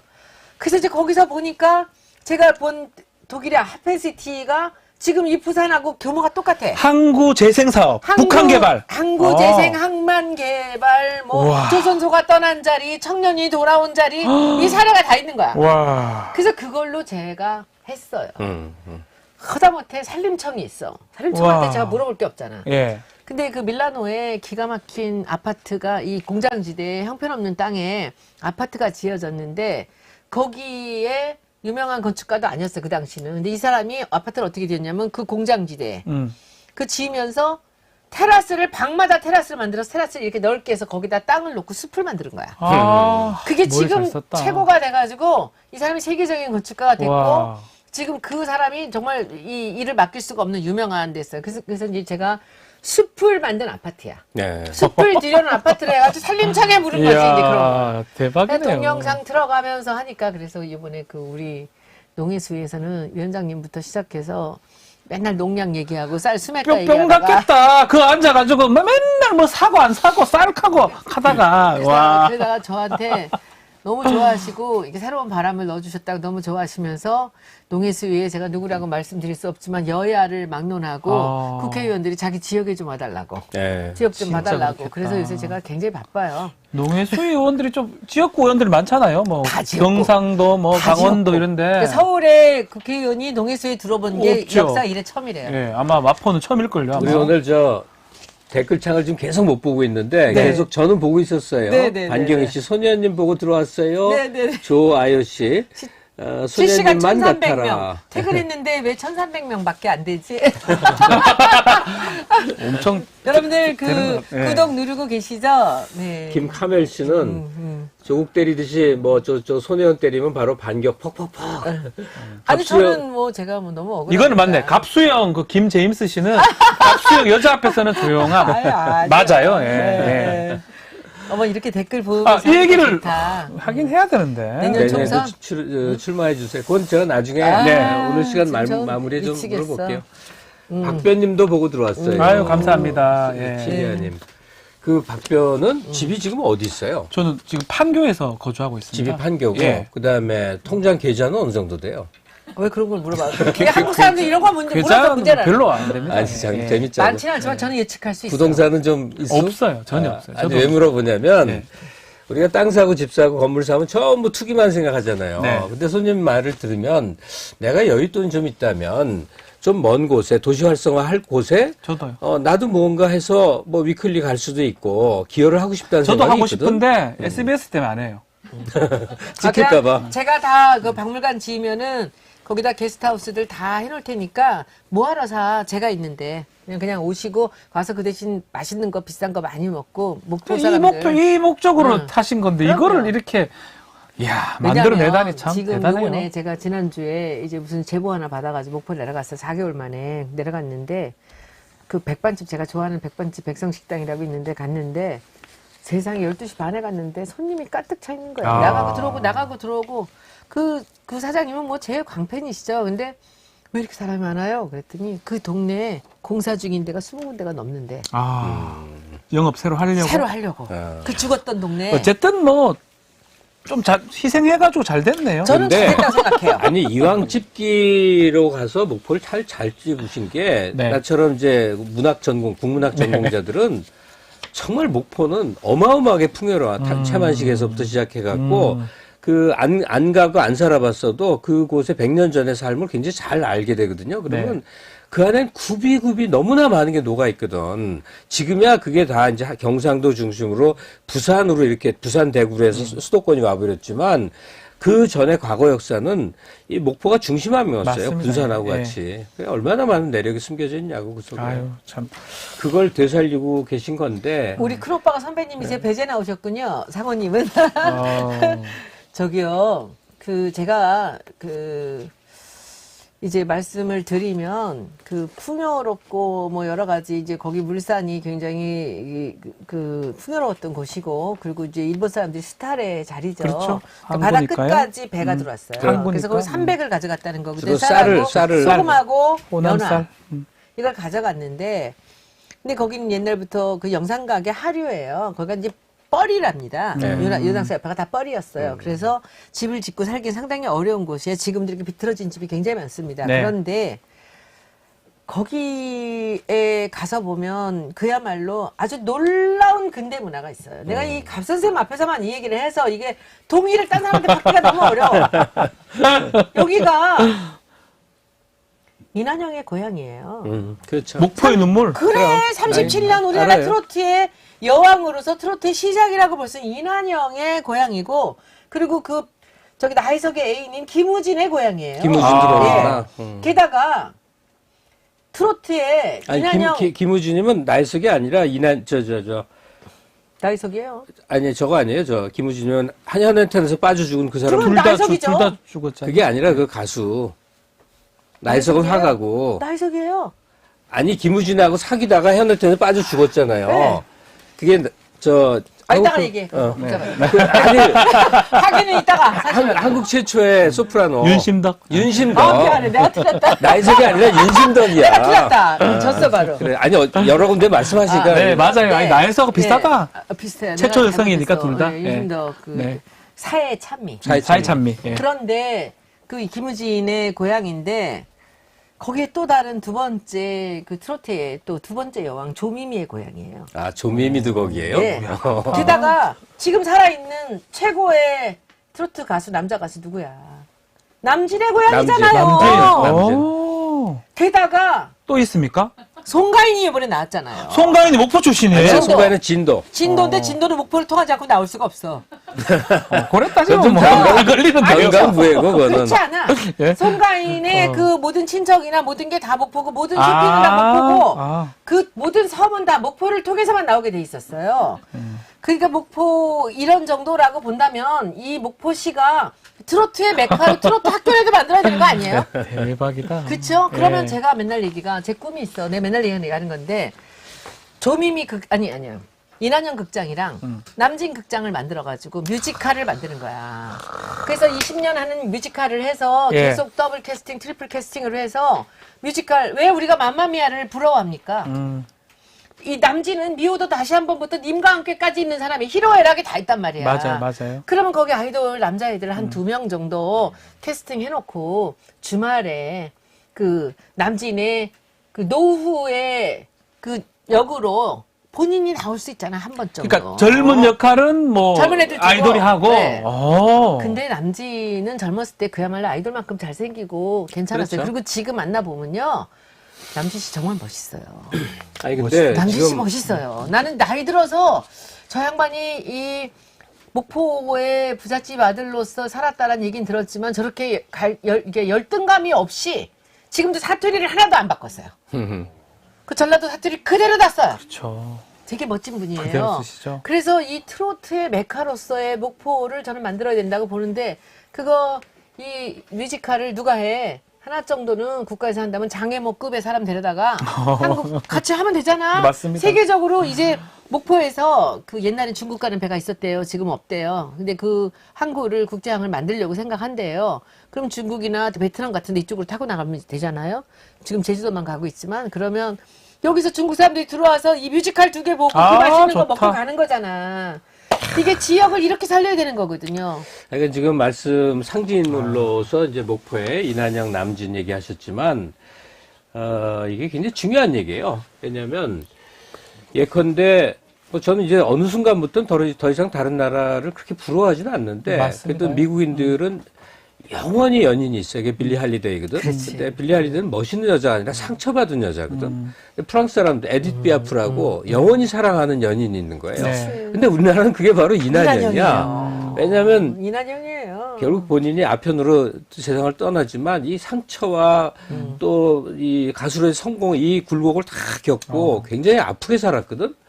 근데 그런 인물을 우리가 후손들이 사랑해주면 존재하는 것이고. 그렇죠. 그냥 아니면 없어지는 거야. 근데 빌리 할리데이나 에디트 비아프는 지금도 살아있는데 우리 곁에 왜 이난영은 없을까? 선생님, 1937년에 이 나온 그 판이 있는데, 이 디스크가 있는데, 이난영의 노래 중에 그 기가 막힌 노래가 있어요. 저는 그 노래를 듣는 순간 이게 브루스인데요. 이름 제목이 브루스입니까? 브루스, 아니, 제목이 브루스가 될 리가 있나, 제목이 브루스가. 그러니까요. 예.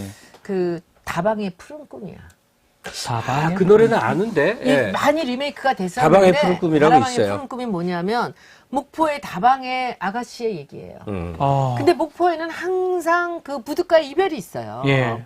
그러니까 이 섬으로 가는 모든 배가 여기서 가거든. 그러면 만나고 헤어지고 그렇죠. 하는데 그 다방의 푸른 꿈인데 아. 그 내뿜는 담배 연기 속에 응? 그 다방의 아가씨의 노래예요.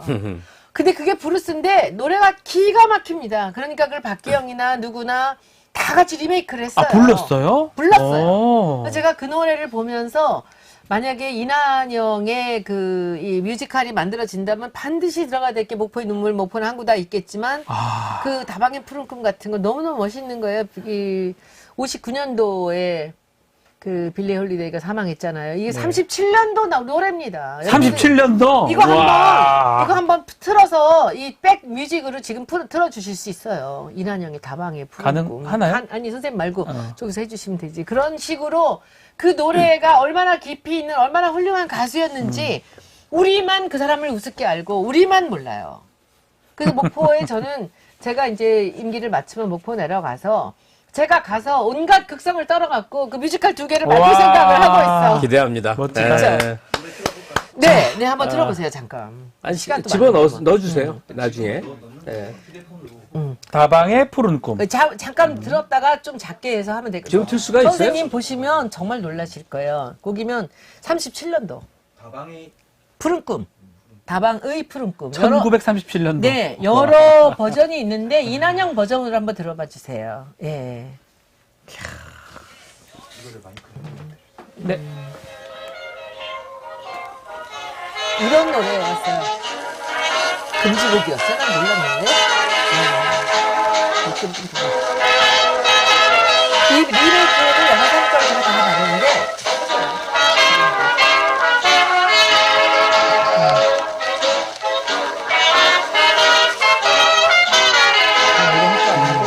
저는 꼭 들으셔야 되는데 뒷부분이다. 담배 연기 끝에 희미한 옛 추억이 불린다. 고요한 찻집에서 이거 재즈 중에 뉴스라이라든지. 커피를 네, 마시며 가만히 부른다. 그리운 옛날을 부르느나 흘러간 꿈은 찾을 길 없어 연기를 따라 헤매는 마음. 사랑은 가고 추억은 슬퍼 블루스에 나뉘는다. 내 뿜는 담배 연기 끝에 희미한 옛 추억이 보낸다. 가사도 흥이 힘이 가요, 흥이야. 나중에 봐. 야. 이런 노래가 1937년에 이난영이 불렀다니까. 이야, 엄청나네요. 그쵸? 지금 해도 뭐 그렇죠. 손색이 없는데요. 그런 식으로. 그래서 목포는 가능성이 많은 곳입니다. 낭만과, 그래서 제가 낭만 목포라는 이름도 제가 지어드렸는데, 정말 낭만은 저 여수에서 이미 차지했어. 낭만 달라. 포차 이래갖고. 그런 거하고 달라. 여수의 낭만은 어디다 대고 목포에다 비교를 해. 자, 여기 잠깐 제가 그거 좀 들어가기 전에 네. 할게요. 매주 월요일 생방으로 진행되는 기갑수의 최고 수다. 어떻게 하다 보니까 지금 서울원에서 1시간이 다 지나갔거든요. 큰일 났어요, 지금. 박지인 변호사가 다소하지 마시고 잘 선별을 하셔가지고. 네, 알겠습니다. 네. 손혜원 의원께 좀 민망하나 증문즉답으로 할 수 있는 거리들 좀 준비하신 게 있는데. 네, 제가 준비를 했는데 한마디로 대답할게요. 답변하기 싫으면 안 하셔도 되는데 네네네네. 해주시면 좀 좋을 것 같습니다. 할수 있어. OX로 해주시면 돼요. 네네네. OX 판을 제가 가지고 어머, 왔습니다. 어머, 웬일이야. 나 이걸 내가 해보네. 자, 1번 질문이 참 충격적일 수 있어요. 저도 원하는 걸 수도 있고. 자, 총선 불출마 선언을 했습니다. 근데, 목포 얘기를 계속하고 있는데, 목포 출마할 생각이 있다. 전혀? 박지원 의원하고 맞짱 뜰 생각은 있다. 아닌가요? 박지원 의원이 계속 나오고, 뭐 하여튼 제가 거기 선거를 돕겠다고 말씀드렸죠. 근데 이것도 제가 질문 한번 드리고 싶어요.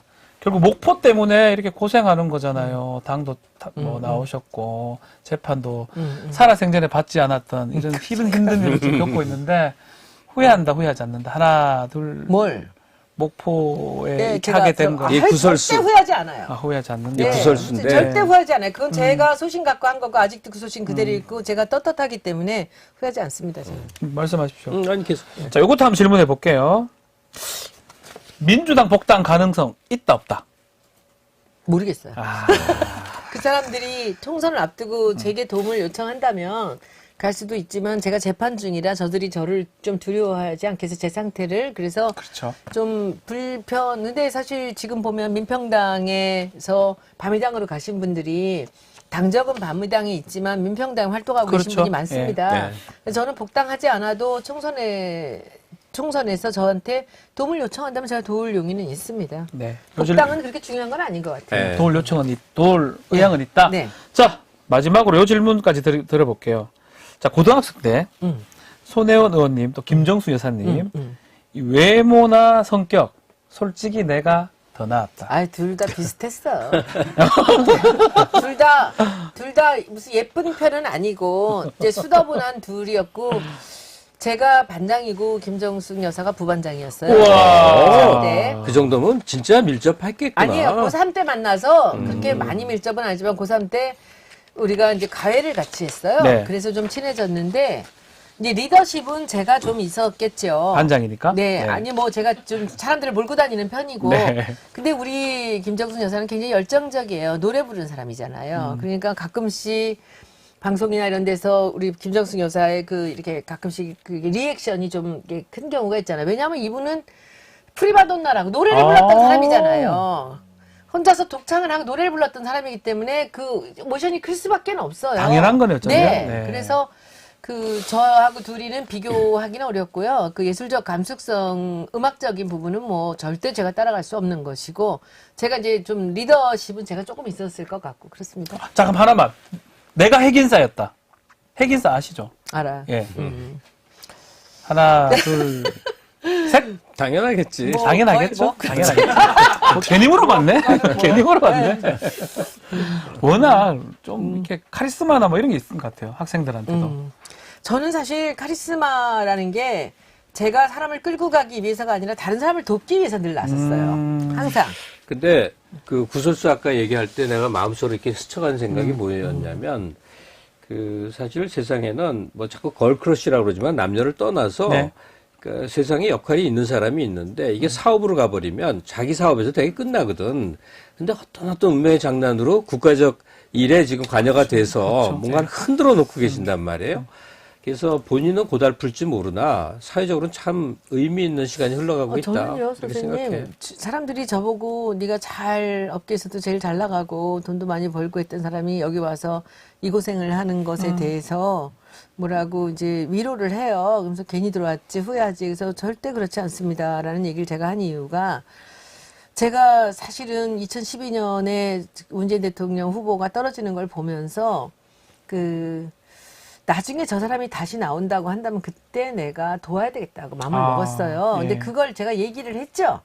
그랬더니 2015년에 이제 저한테 와서 도와달라고 했는데, 그때 제가 마음을 일찌감치 먹고 있었기 때문에 이제 회사를 어렵게 정리를 하고 제가 홍보위원장으로 왔습니다. 그런데 그때 와서부터 지금까지 생각하는 것은, 제가 국가와 사회를 위해서 나서서 제 능력을 발휘해보거나 일을 한 적이 없어요.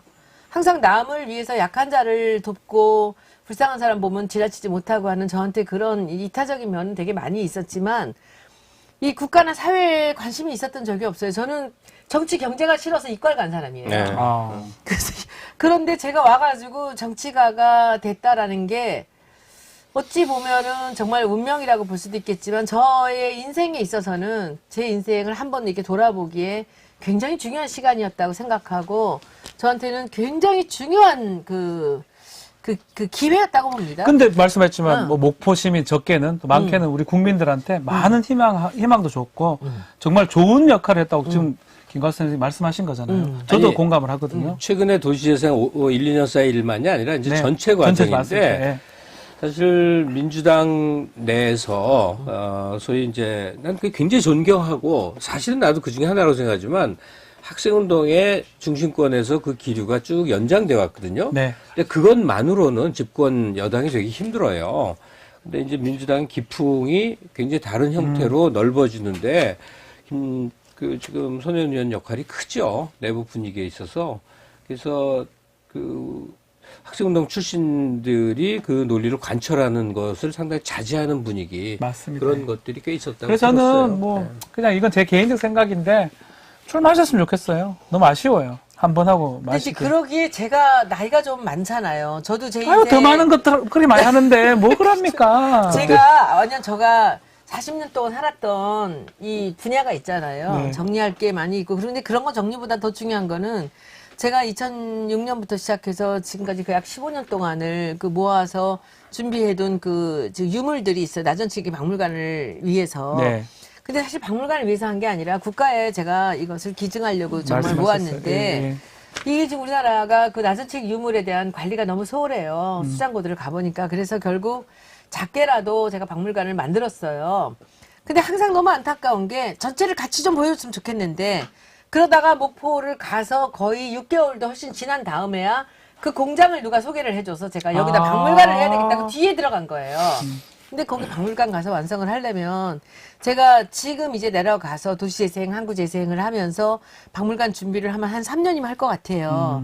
해야지 제가 여기서 4년을 국회의원을 더 하면 물론 제가 어디 나가도 제가 붙을 가능성은 있을 것 같아요. 아니, 근데 제가 그냥 당 공천위원장을 자임을 할게. 지금 내가 공천을 주는 사람이야. 그러면 사실 손혜원 의원이 어디다 주시겠어요? 목포가 소중하긴 해도 네. 지역에서 또 거기서 시간을 보내기 좀 아깝다고 생각하고 네. 가끔 찾아가면서 지시하면 되니까 네.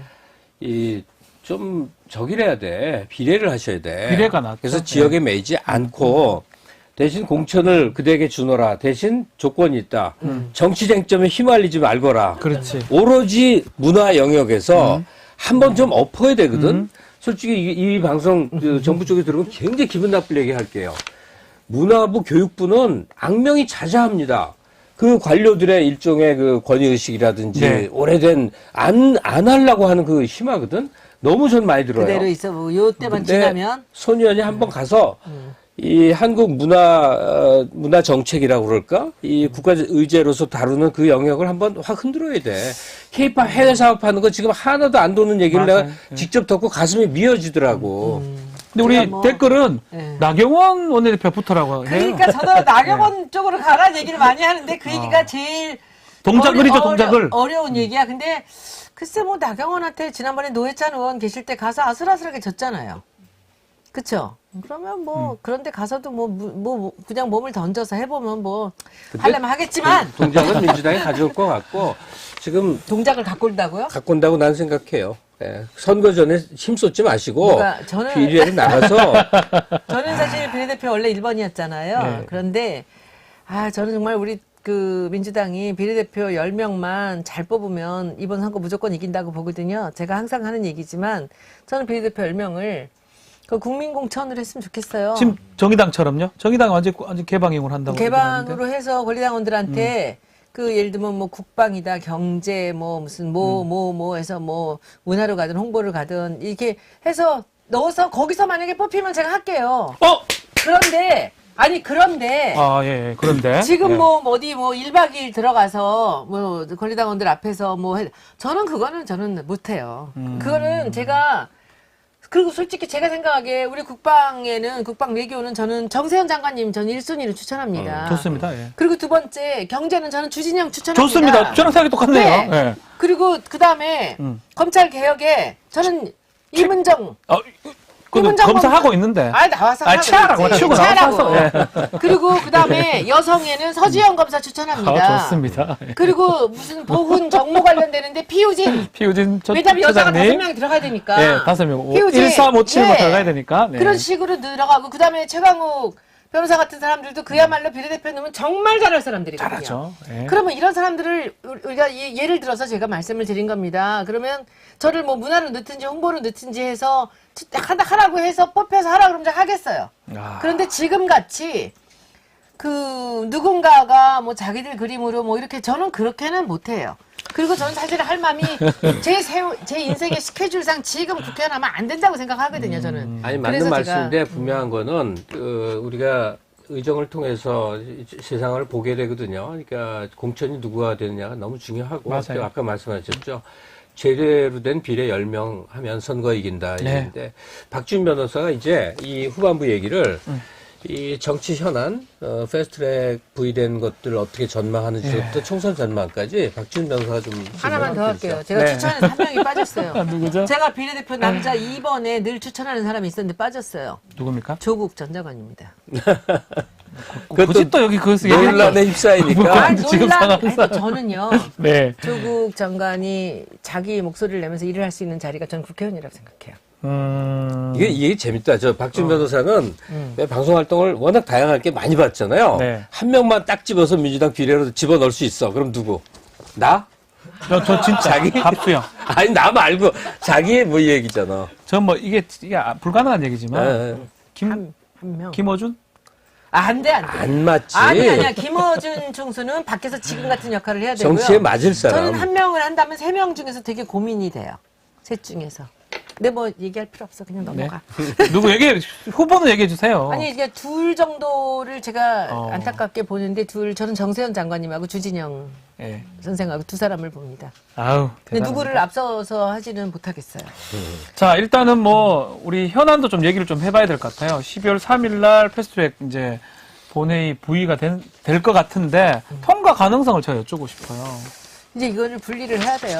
공수처랑 예. 이제 선거법. 다른 것들, 선거법하고. 선거법하고를 예. 분리를 해야 되는데 오늘 그렇지 않아도 이부영 의원께서 국회에 오셔가지고 이 정치, 경제, 아주 종교계 모든 그 원로들이 오셔가지고 330명, 10%만 늘려라 해서 이 선거법을 개정을 하는데 이 자기들 지역구가 뺏길 것 때문에 저들이 반대한다는 거죠.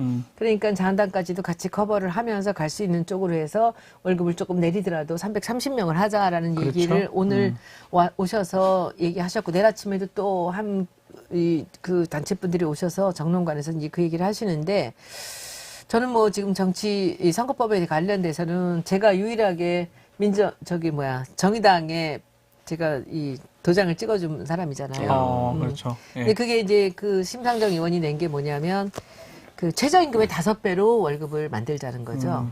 국회의원 월급을. 그러면 그게 30% 삭감 정도 가격이 돼요. 액수가. 그런데 그 30% 깎자는 얘기가 아니라 최저임금의 5배를 하자는 거는 우리가 차츰 이 노동자들의 최저임금 권익을 위해서 올리면 올려서 되잖아요. 네. 같이 올라가라는 얘기인데 그게 어차피 그 법안이 통과될 리는 없는데 상징적인 건데 그 정도도 제가 못 찍어주겠냐고요. 그래서 저는 그냥 찍었습니다. 그런데 여야에서 어느 누구도 안 찍었어요.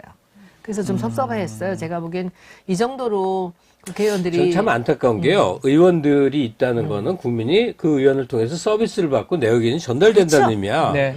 그러면 한국이 이 정도 성장을 했으면요. 국회의원을 좀 더 많이 가질 필요가 있거든요. 당연하죠. 예. 그래서 서구하고 이렇게 계산해 보면 한 450에서 500명이 필요하대요. 네. 근데 지금 300명이잖아요. 근데 30명이나 50명을 늘리는 건 필연이야. 근데 이 사회적 저항감이 있잖아. 국회의원들이 돈을 너무 많이 번다. 특권이 많다 그러는데 사실 그것도 아니지만 그걸 좀 반영한다 하더라도 국회에 지원되는 예산 총액을 변경하지 않으면 되는 거거든요. 인원은 늘어난다 그대로 그래도. 하고 그럼 돈이 나눠질 거니까요. 그러니까 심상정 대표도 아마 고민하다 330을 만든 것 같아. 한 350명 정도 해서 조금 더 세분화하고 뭐 이런 방식이 합리적인데 지금 뭔가 여론이 잘못 전달돼 있어요. 의원은 낭비되는 사람들, 싸움만 하는 사람들, 하여간 동네북이야 어디서든 욕하는 존재가 되는데 사실은 그렇죠. 국회의원들 덕에 국회의원을 우리가 보내서 우리 의견을 관철시키고 있는 과정인 거 아니에요. 근데 제가 의원으로서 이제 한 번, 이게 한 3년 넘게 4년 가까이 하면서 보면은 그 국민들이 그렇게 불만을 이야기할 만해요. 국회의원들이 자기들의 이 일이라든지 그리고 자기들의 소신이나 이런 것들을 국민들 앞에서 이렇게 명확하게 밝히고 그런 사람들이 그렇게 많지가 않아요. 그리고 언제나 그 국민들 편에 있다라는 것을 이 국민들이 피부로 느끼게 해줘야 되는데 그렇지 못한 사람들이 더 많다라는 거죠. 그래서 저는 제가 일을 해본 사람으로서는 이 국회의원들이 전면적으로 좀 쇄신이 되지 않으면은 지금 이런 상태로는 국민들한테 그렇게 도움이 많이 되는 국회의원 같지 않다는 생각이 많이 듭니다. 결국 자유한국당이 문제인데 저 밥 안 먹는 건 어떡합니까? 그럼 배고프면 먹겠지 뭐. 제가 근데 그 답답했어요. 정도가 그렇잖아. 자기들이- 좋은 질문이고 좋은 답이다. 네. 그렇게 지나가면 되겠다. 그렇게 넘어가죠. 그렇죠. 자유한국당 빼고 그러면 모든 뭐 공수처 법안이라 검찰개혁 법안이라든지 저는 공수처 선거법- 된다고 봅니다. 아, 된다고 보고요. 지금 제가 지난번부터 이제 시사타파 통해서 계속 얘기했던 것이 이 표창원 의원 같이 매일매일 몇 명 찬성, 몇 명 반대, 몇 명 유보를 갖다가 이걸 발표를 하자. 표창원 의원이 그거 해갖고 대통령 탄핵에 그 저쪽 자한당이 그렇게 찍은 거 아닙니까? 그런데 하자고 했는데 그것을 미국의 미시 USA가 시작을 했어요. 그래서 그것을 이 최일호 TV로 보내가지고 여기서 이분들이 이제 서약서를 받아서 지금 인원수를 체크하고 있는데 여기서 밝혀야 될까? 제가 이제 그때 했던 얘기가 이것을 마지막에 패스트트랙 올라가서 결정되기 며칠 전부터 매일같이 한겨레하고 경향신문에다가 일명 광고를 때리자는 거예요. 몇 명 찬성, 몇 명 반대, 몇 명 유보다. 그거를 또 우리가 이제 그 짤로다가 다 SNS로 퍼뜨리고 해서 매일같이 하루에 몇 명 늘었다를 그 신문에다 하고 그리고 모든 이제 SNS에서 유튜버들이 다 나서는 거죠. 그러면 그 사람들 당신을 기억합니다. 헤드라인도 내가 혼자 생각해봤어. 국민은 당신의 이름을 기억합니다. 딱 헤드라인 해놓고 찬성 몇 명, 그 반대 몇 명, 유보 몇 명. 그리고 그거를 매일같이 아니면 이틀에 한 번씩 해서 마지막까지 가서 방법이다. 딱 올라가는 거야. 정말 좋은 어떡하겠어? 방법이다. 제가 이것 때문에 다스베이다 나가기로 했어요. 아니 닥스베이다나 좀 많이 듣는 뭐 뉴스공장이나 계속 해주면 되겠네 매일매일. 그래요. 예, 공수처는 분명히 말씀드리지만 과거 된다고 보수 봐요. 정권 시기에도 한다고 다 한다고 거예요. 했어요, 그 자기들은. 출발점이 사실 노태우 대통령 때부터예요. 네, 그러면 맞습니다. 왜 안 했느냐? 검찰의 권력에 막힌 거예요. 네. 이제 겨우 국민힘으로 해보겠다 하는데 입장이 아직 서 있지 않은 분들도 의외로 많이 봐요. 근데 과거에 안기부, 지금 이제 국정원이라고 부르고, 과거에 또 군, 이렇게 무한 권력을 휘두른 존재를 우리가 조금씩 하나하나 극복해 왔거든요. 지금 검찰 권력이 지금 남은 과제인 겁니다. 맞습니다. 그리고 지금 이 상황에서 우리가 1,900명이 실시간 시청자인데 2,000명 되면 참 좋겠다. 그죠? 될 거예요? 좀 해주소. 의원님 이래 부탁하면 해주소. 박지훈 변호사가 재밌는 얘기를 해줘야 2,000명이 넘지. 아, 근데 너무 또 분위기상 재밌는 얘기는. 지소미아 얘기나 해볼까요? 뭐 혼자 하세요. 지소미아는 뭐 여러 가지 너무 짜증나가지고. 아유, 근데 방위비 분담금 5배나 저렇게 달라 하는 거는 좀 심하지 근데 않습니까? 저는 그렇게 생각합니다. 다 받으려고 그렇게 불렀겠습니까? 딜을 하겠다라는 생각이겠죠. 이렇게 해서 적당하게 하자. 근데 이제 2배로 불러놓으면은 나중에 뭐 1.2배나 1.3배로 깎일 거 5배로 해서 한 2배로 만들겠다. 이런 생각 아닐까? 장사꾼이잖아요. 트럼프가. 트럼프 장사꾼이니까. 네. 그래서 네. 저는 그런 생각인데 2배 주기도 너무 아깝고요. 저는 그렇게 생각하는데 뭐 이거는 정치가들이 알아서 하시겠죠. 근데 김현정 그 청와대에 있는 네. 그 양반이 지금 직책이 뭔지도 모르겠다. 외교안보 수석? 실장. 아니, 뭐 하여튼 그렇다고 네, 김현정 죄송합니다. 씨 얘기 말을 내가 굉장히 인상적으로 들었는데 주는 만큼 권리가 생긴다 이거였어요. 이 현안과는 전혀 상관없이 그 전에 얘기했었어. 근데 방위 분담금이 이렇게 세계적인 뉴스가 된 건 참 다행인 게 미군이 거저와서 우리 도와주고 있는 게 아니라는 거. 그리고 우리는 거기에 대한 대가를 그동안 지급해 왔다는 게 분명히 적고 그 다음에 이런 그 대회 주둔을 정말 돈으로 계산하는 미국의 모습이 지금 적나라하게 보여졌어요. 네. 이게 협상 과정에서 우리가 2배 정도를 더 내고 타협을 본다 하더라도 사실 우리한테 미칠 게 없는 거야. 그렇죠. 우리 목소리가 그만큼 좀 더 높아지는 거예요. 맞습니다. 예. 근데 4배, 5배는 정말 말이 안 되는 황당한 거죠. 정도의 말이 안 얘기는 되는 거죠. 그럼 여기 미군 주둔에서 돈벌이 하겠다는 얘기냐. 지금 이런 얘기밖에 안 가라고 되거든. 그러면. 그래서 우리 정부로서 그렇게 나쁠 일은 아닌 것 같고 협상은 지난하겠고 대통령은 또 골치가 아프시겠지만 네. 나라의 관점에서 보면 나쁜 일이 아닌 것 같은데 지소미아 문제는 좀 다른 맥락으로 보이는 게 네. 이번에 한일 경제 전쟁이 벌어진 일은 우리 역사의 또 한 번의 분기점 같아요. 경제 독립이라고 정치 독립만 1945년 타율로 했지만 네. 이제 우리가 소재 부품 장비 탈출한다는 건 뭐냐면 우리가 선진국 되겠다는 거거든. 선진국은 뭐야? 다른 나라 간섭 안 받고도 그렇죠. 이 국방이나 경제를 할 수 있는 나라를 의미하는 건데 국방은 좀 유보한다 하더라도 경제 권력, 이 경제 한에서는 이제는 어떤 나라에도 예속되지 않는 국가를 만들어야 된단 말이에요. 근데 그 지소미아가 덜컥 이제 고리가 됐네. 지금 지소미아를 연장해도 좋고 종료해도 좋으나 2,000명 돌파. 국가의 나 지소미아 얘기 나와서 떨어질 줄 알았더니 올라가네. 국가의 선택을 믿어요. 대통령의 선택을 믿어야죠. 믿는다고. 예. 지금 리액션. 손혜원 의원이 의견을 좀 얘기를 해주세요. 감사의 리액션 부탁하잖아 지금. 리액션 한번 감사의 해주시죠. 리액션. 이게 웬일이냐? 예. 그러니까. 예. 어떻게 해야 되는가? 와, 2,000명이면 환사. 대단한 거 아니에요? 춤을 출까? 저는 지난번에 랄랄랄랄랄랄. 나중에 따로 하자고. 손혜원 화이팅! 이게 지금 지난번에 저는 대통령 국민과의 대화에서 네. 굉장히 그 관심 있게 봤던 저는 2가지 메시지가 딱 들어오더라고요. 여러분들 혹시 생각 안 나세요? 제가 그 논평 그 방송을 한번 했는데 2가지를 얘기하러 나오신 거예요. 아, 2년 반을 지내고 2가지를 얘기하러 나오신 거예요. 네. 그게 지소미아에 대한 확실한 자기 소신 반대한다. 우리 끝까지 버티겠다라는 그때는 얘기 그렇게 말씀하셨잖아요. 하셨죠. 예. 그렇게 하셨고 그리고 2번째가 공수처는 반드시 해야 된다. 반드시 국민들께서 설치할 도와달라. 예. 이 얘기를 하러 오신 거예요. 2년 반에. 맞습니다. 그리고 예. 지금까지 2년 반은 우리가 어렵게 길을 만들었다면 이제 나머지 2년 반은 그 길을 가겠다는 말씀이시거든요. 그렇게 봤을 때 저는 대통령의 의지가 확고하게 지소미아에 대해서 우리는 소신을 갖고 끝까지 우리는 가겠다. 우리가 버티지 못할 이유가 없는 거 아닙니까? 그런데 지금 어떻게 하다 이렇게 협상이 되면서 영장이 됐을까? 뭔가 일본 거래가 길이 있는 있는 거죠. 거죠. 좀 믿어야 돼요. 우리 대통령 믿어야지 당연하지. 믿어야죠. 일본에서 예. 지금 자기들 선거 때문에 저 난리를 치고 그럼 있지만 중요한 이제- 얘네들이 조건을 제시를 저는 미국을 통해서는 어쨌든 했다고 했을 거 봅니다. 봅니다. 예. 저는 이건 뭐 제 생각이니까 뭐 그냥 했어요. 스미마생 하면서 했어요. 그러니까 이걸 우리한테 한 게 아니라 미국에다가 우리가 요 정도를 할 테니까 일단 시간을 연장해달라. 네. 형님 바지를 붙잡은 거지. 맞습니다. 그러면 미국에서 우리나라에 이런 얘기를 대통령한테 전달했을 때 대통령이 그래 그럼 좀 기다려보지. 어떻게 알아볼게. 이거예요 이게. 저는 그렇게 보기 딱 맞거든요. 근데 이걸 왜 이상한 소리들을 하고 있어? 조중동, 아, 욕하면 안 되나? 욕해도 돼. 지금 하신 말씀 제가 다시 한번 반복할게요. 대통령이나 청와대는 미국 문제, 일본 문제, 북한 문제 또는 중국 문제 네. 다 말 못합니다. 못하지. 국민 앞에 모든 걸 밝힐 수 없어요. 우린 그렇죠. 이게 외교 역사나 이런 흐름, 역사책만 봐도 다 알잖아요. 아, 그리고 대통령이 예. 자기가 확고하게 지소미아는 우리가 얘네들이 자기들이 만들어놓은 이 분란이기 때문에 지네들이 그 분란의 불씨를 제거하지 않으면 나는 안 하겠다라고 딱 얘기를 그렇죠. 며칠 전에 하셨단 말이에요. 국민과 대화에서 했는 그런데 거예요. 그 부분이 또 얼마나 강력했는지 보세요. 그런데 지금 이게 연장이 됐다는 것은 여기서 이제 우리가 서로 얘네들이 뭔가 양보를 하겠다라는 이 연락이 오지 않았으면 할 리가 없어요. 맞습니다. 그런데 이 일을 잘 끝내게 하려면 대통령이나 우리는 가만히 있어야 되는 게 맞는 거예요. 그러니까 우리는 가만히 있고 쟤네들은 이제 선거에다 이용을 하려니까 떠들고 있는 거지. 근데 우리가 약간 열받아갖고 청와대에서 기분은 나빠도 그래도 참아야지. 왜냐하면 이 일이 풀리게 만드는 거지. 이게 솔로몬의 친어머니라니까. 아, 다시 우리 한번 얘기하지만 대통령이 쟤네들은 지금 뭐 가짜 엄마야. 판으로 찢어서 그냥 죽이자는 거지. 그러니까 아. 엄마가 참는 거야. 얘를 죽일 수는 없으니까 그래.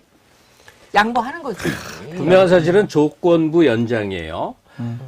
우리가 그냥 결심하면 언제라도 그날로 종료할 수 있는 그렇죠. 상황을 만들어 놓은 그렇지. 상태예요. 그리고 일본과 하는 걸 딜을 보겠다는 거지. 그럼요. 그리고 일본도 협박만 했지 사실 본격적으로 우리를 때린 게 아닌데 일본 만만한 나라 아닙니다. GDP 총액이 우리의 3배고 G2예요. 그렇죠. 거기랑 붙는 싸움이기 때문에 이거 절대로 그냥 뭐 기분대로 할 수 있는 거 아니에요. 그래서 청와대가 조심조심하고 있는 거 국민들은 제가 한 얘기하니까 마음으로 이해가 지켜보자고. 이제서야 된대요, 이제. 그럼. 그래서 우리 대통령이 솔로몬의 친엄마. 종편 보지 마시고 이거나 보세요. 그러니까. 이해가 되신다잖아요. 그러니까 왜 속시원히 그냥 팍 못 끊어버리느냐 왜냐면 그러는데 참는 거지. 대통령이 오로지 자기 하나의 정책 이익만을 생각했다면 다 그럼 끊어버리지. 끊지. 그러면 여러 가지 이제 지지가 그러니까 올라오겠지만 참는 거야. 우리 대통령의 그 참을성, 인내심에 대해서는 여러분들이 어디서도 본 적 없는 최고의 인내심을 갖고 있는 분입니다. 그러니까 지금 잘 되자고 했으니 그냥 우리가 기다려줄게. 그래, 니네가 어떻게 하는지 보자라고 있는데 저것들이 나가서 까불고 있는 거지. 근데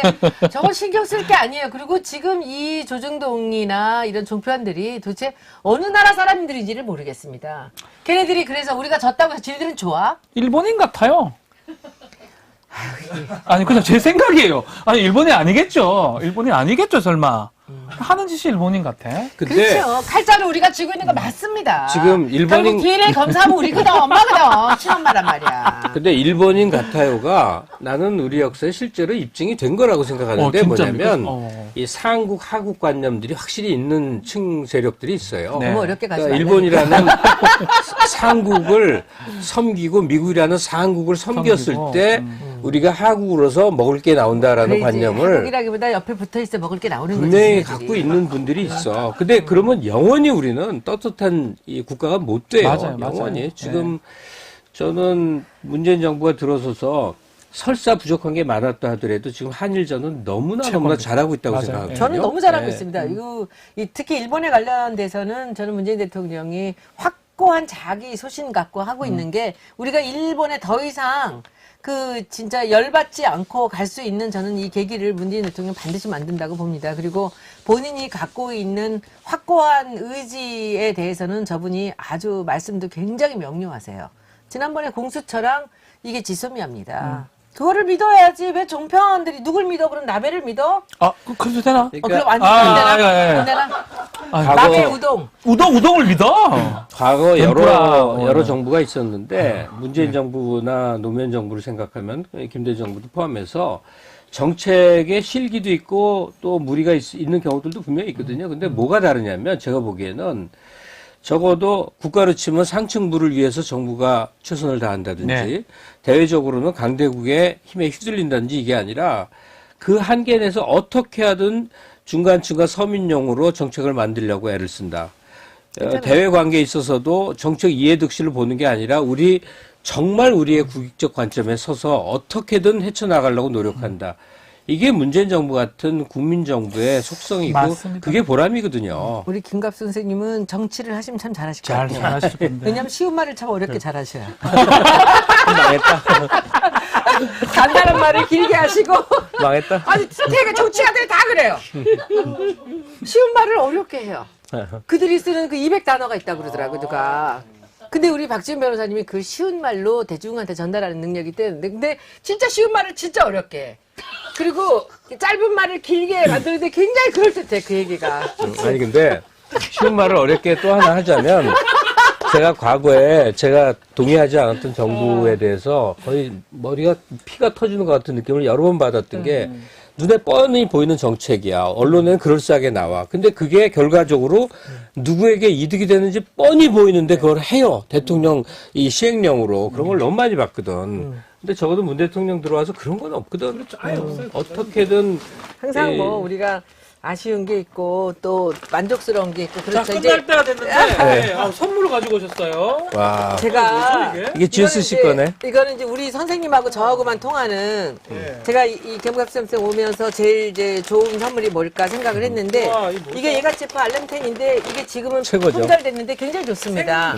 생두 1kg짜리 와. 이거 선물이 드리고 이게 중요한 거야 오늘 갖고 온 것 중에서는 선생님 이게 중요한 건데 요것은 이거는 게이샤예요. 게이샤야. 근데 파나마 파나마는 게이샤는 아니고 저기 이 과테말라 게이샤죠. 상당히 괜찮아요. 과테말라 게이샤도 못지 않아요. 뭔지 알려주세요. 게이샤가 뭔데요?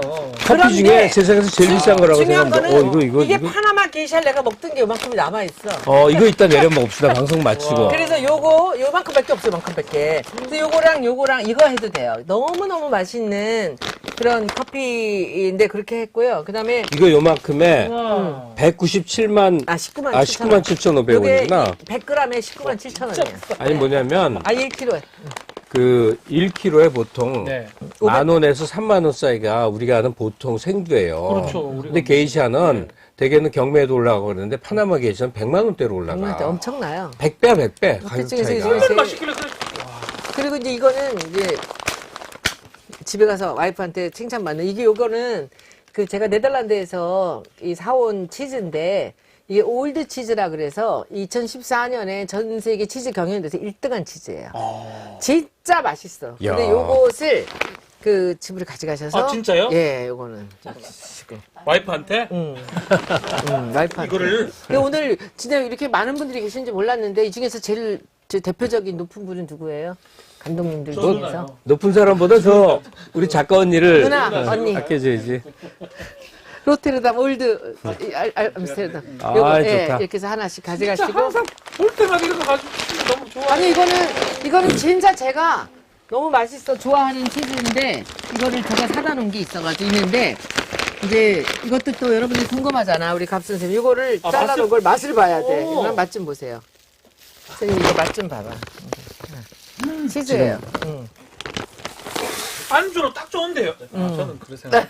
안주도 집에 가셔서 샌드위치에 넣으면 되겠네. 집에서 살짝 네. 잘라서 안주로 이거 그냥 하면 더 맛있어요. 이거 좀 말랐고. 맛있다. 그래서 이거는 맛있죠? 네. 아주 좋아요. 자, 이거는 감사합니다. 소년위원한테 받은 선물입니다. 하나는 에티오피아고 하나는 게이샤, 과테말라 게이샤인데 현재 블루 마운틴과 게이샤가 항상 쌍벽을 이루어요. 근데 얘가 좀 이제 값이 더 비싸. 게이샤 좋아하시는 분들은 정말 이거 미칩니다. 향이 굉장히 화려한 커피인데 이걸 일단 볶아서 일단 우리끼리 마셔야지. 아, 근데 사실 이거 되게 비싼 건데 너무 좋아하세요. 제가 못 이렇게 사는데. 좋아하는 처음 봤어요. 아니 뭐냐면 커피 좋아하시는 분은 이 원두 선물이 이게 가장 좋죠. 그리고 그때 이렇게 나오고 또 없어져요. 그래서 그리고 저도 요즘에 받았어요. 올드 암스테르담 이렇게 적혀 있고 치즈인데 2014년도 세계 1등 치즈라고 합니다. 저희 아내한테 꼭 미기더라고요. 네, 꼭 가서. 여보 먹자 같이. 야, 근데 아, 치즈 이렇게 향이 강한 거 처음 먹어본다. 맛있어. 엄청 강하네. 입에 꽉 차갖고. 진짜 아, 좋다. 다른 거 더 비싼 것들 많이 먹어봤지만 이 치즈는 진짜 맛있어요. 자, 이렇게 끝이 갈 수는 없는데 하나 줄 수는 없는데 시간 다 된 것 같은데요? 여러 가지 그러면서 뭘 얘기해 오늘 마무리 얘기를 해야 될 텐데 지금 그 댓글창에 여러분들 올리시는 글들을 참 많이 봤어요. 손거머 뭐 에티오피아 김영란 뽑았겠네. 우리 공무원 아무 상관없어요. 이거 저 현지 가격 12,000원밖에 안 돼요. 김영란 뽑 그런 거 의식하지 마시고 왜냐면 사죄관이라고 생각하시면 되고 그래도 안 되는구나. 아, 자, 상관없어요. 어쨌든 뭐 즐거운 시간입니다만 아쉽더라도 좀 마치겠습니다. 혹시 이 구독자가 많이 증가했을 때 좀 여러분들 초대를 해서 이 방에서 네. 커피와 음악을 함께하는 시간을 가져봐야겠구나. 20명, 이런 생각을 20명. 합니다. 진짜. 20명, 30명 정도 들어올 수 있으니까. 바닥에 앉으면 되니까. 여기서 한번 야, 좋다. 김갑수와 함께하는 커피와 음악의 밤. 요만큼 예. 먹을 거 요만큼씩만 싸갖고 오면. 여성이 많이 지원하면 박지훈 변호사가 오고 남성이 많이 지원하면 손혜원 의원님이 오시고 두 분 다 오셔도 되고. 그렇지가 아니 제가 와야지 흥행이 될 텐데. 그럼. 제가 와서 먹을 거 사오고 그 선생님 친구 그 지인호 선생님 있잖아요. 네, 피아니스트. 피아니스트. 그분이 빵 만들어 빵 되게 맛있어요. 맛있어요? 네, 그래서 그렇게 해서 여기 정말 음악 듣기 시작하면 정말 이 여자들이 다 빠져드는 그런 데입니다. 작업 공간이죠. 작업 공간 선생님의 작업 공간. 자, 오늘 마무리 박지훈 변호사 한마디 한 줄로 한다면 그 얘기를 해야 될 것 같아요. 아직까지는 일본 가지 맙시다. 네. 제가 할 말인데 네, 우리 제가 둘이 했어요. 같이 일부러 얘기한 제가 거예요. 했어요. 네. 왜냐하면 아직까지는 아닌 것 같습니다. 동남아 갑시다. 비에트남.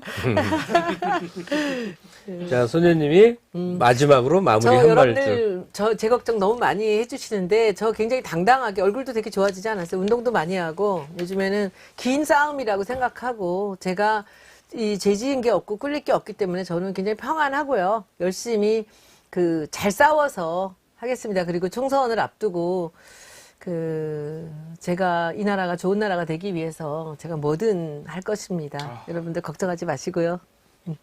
고맙습니다. 네. 자, 오늘 시간 마치도록 하겠습니다. 총선에 어떤 역할이든 한다. 예. 손혜원 의원님의 역할이 또 많은 의미가 있으리라고 생각이 들고요. 오늘 뭐 얘기 이걸로 그치지 말고 손혜원 TV에서 계속 보시면서 댓글을 통해서 여러분들 의견 남겨주시기 바랍니다. 김갑수의 최고수다 오늘 시간 마무리하겠습니다. 고맙습니다. 감사합니다. 네, 고맙습니다. 손혜원님 출마하세요. 왜 그래? 왜 그래? 손혜원님은 비례. 와.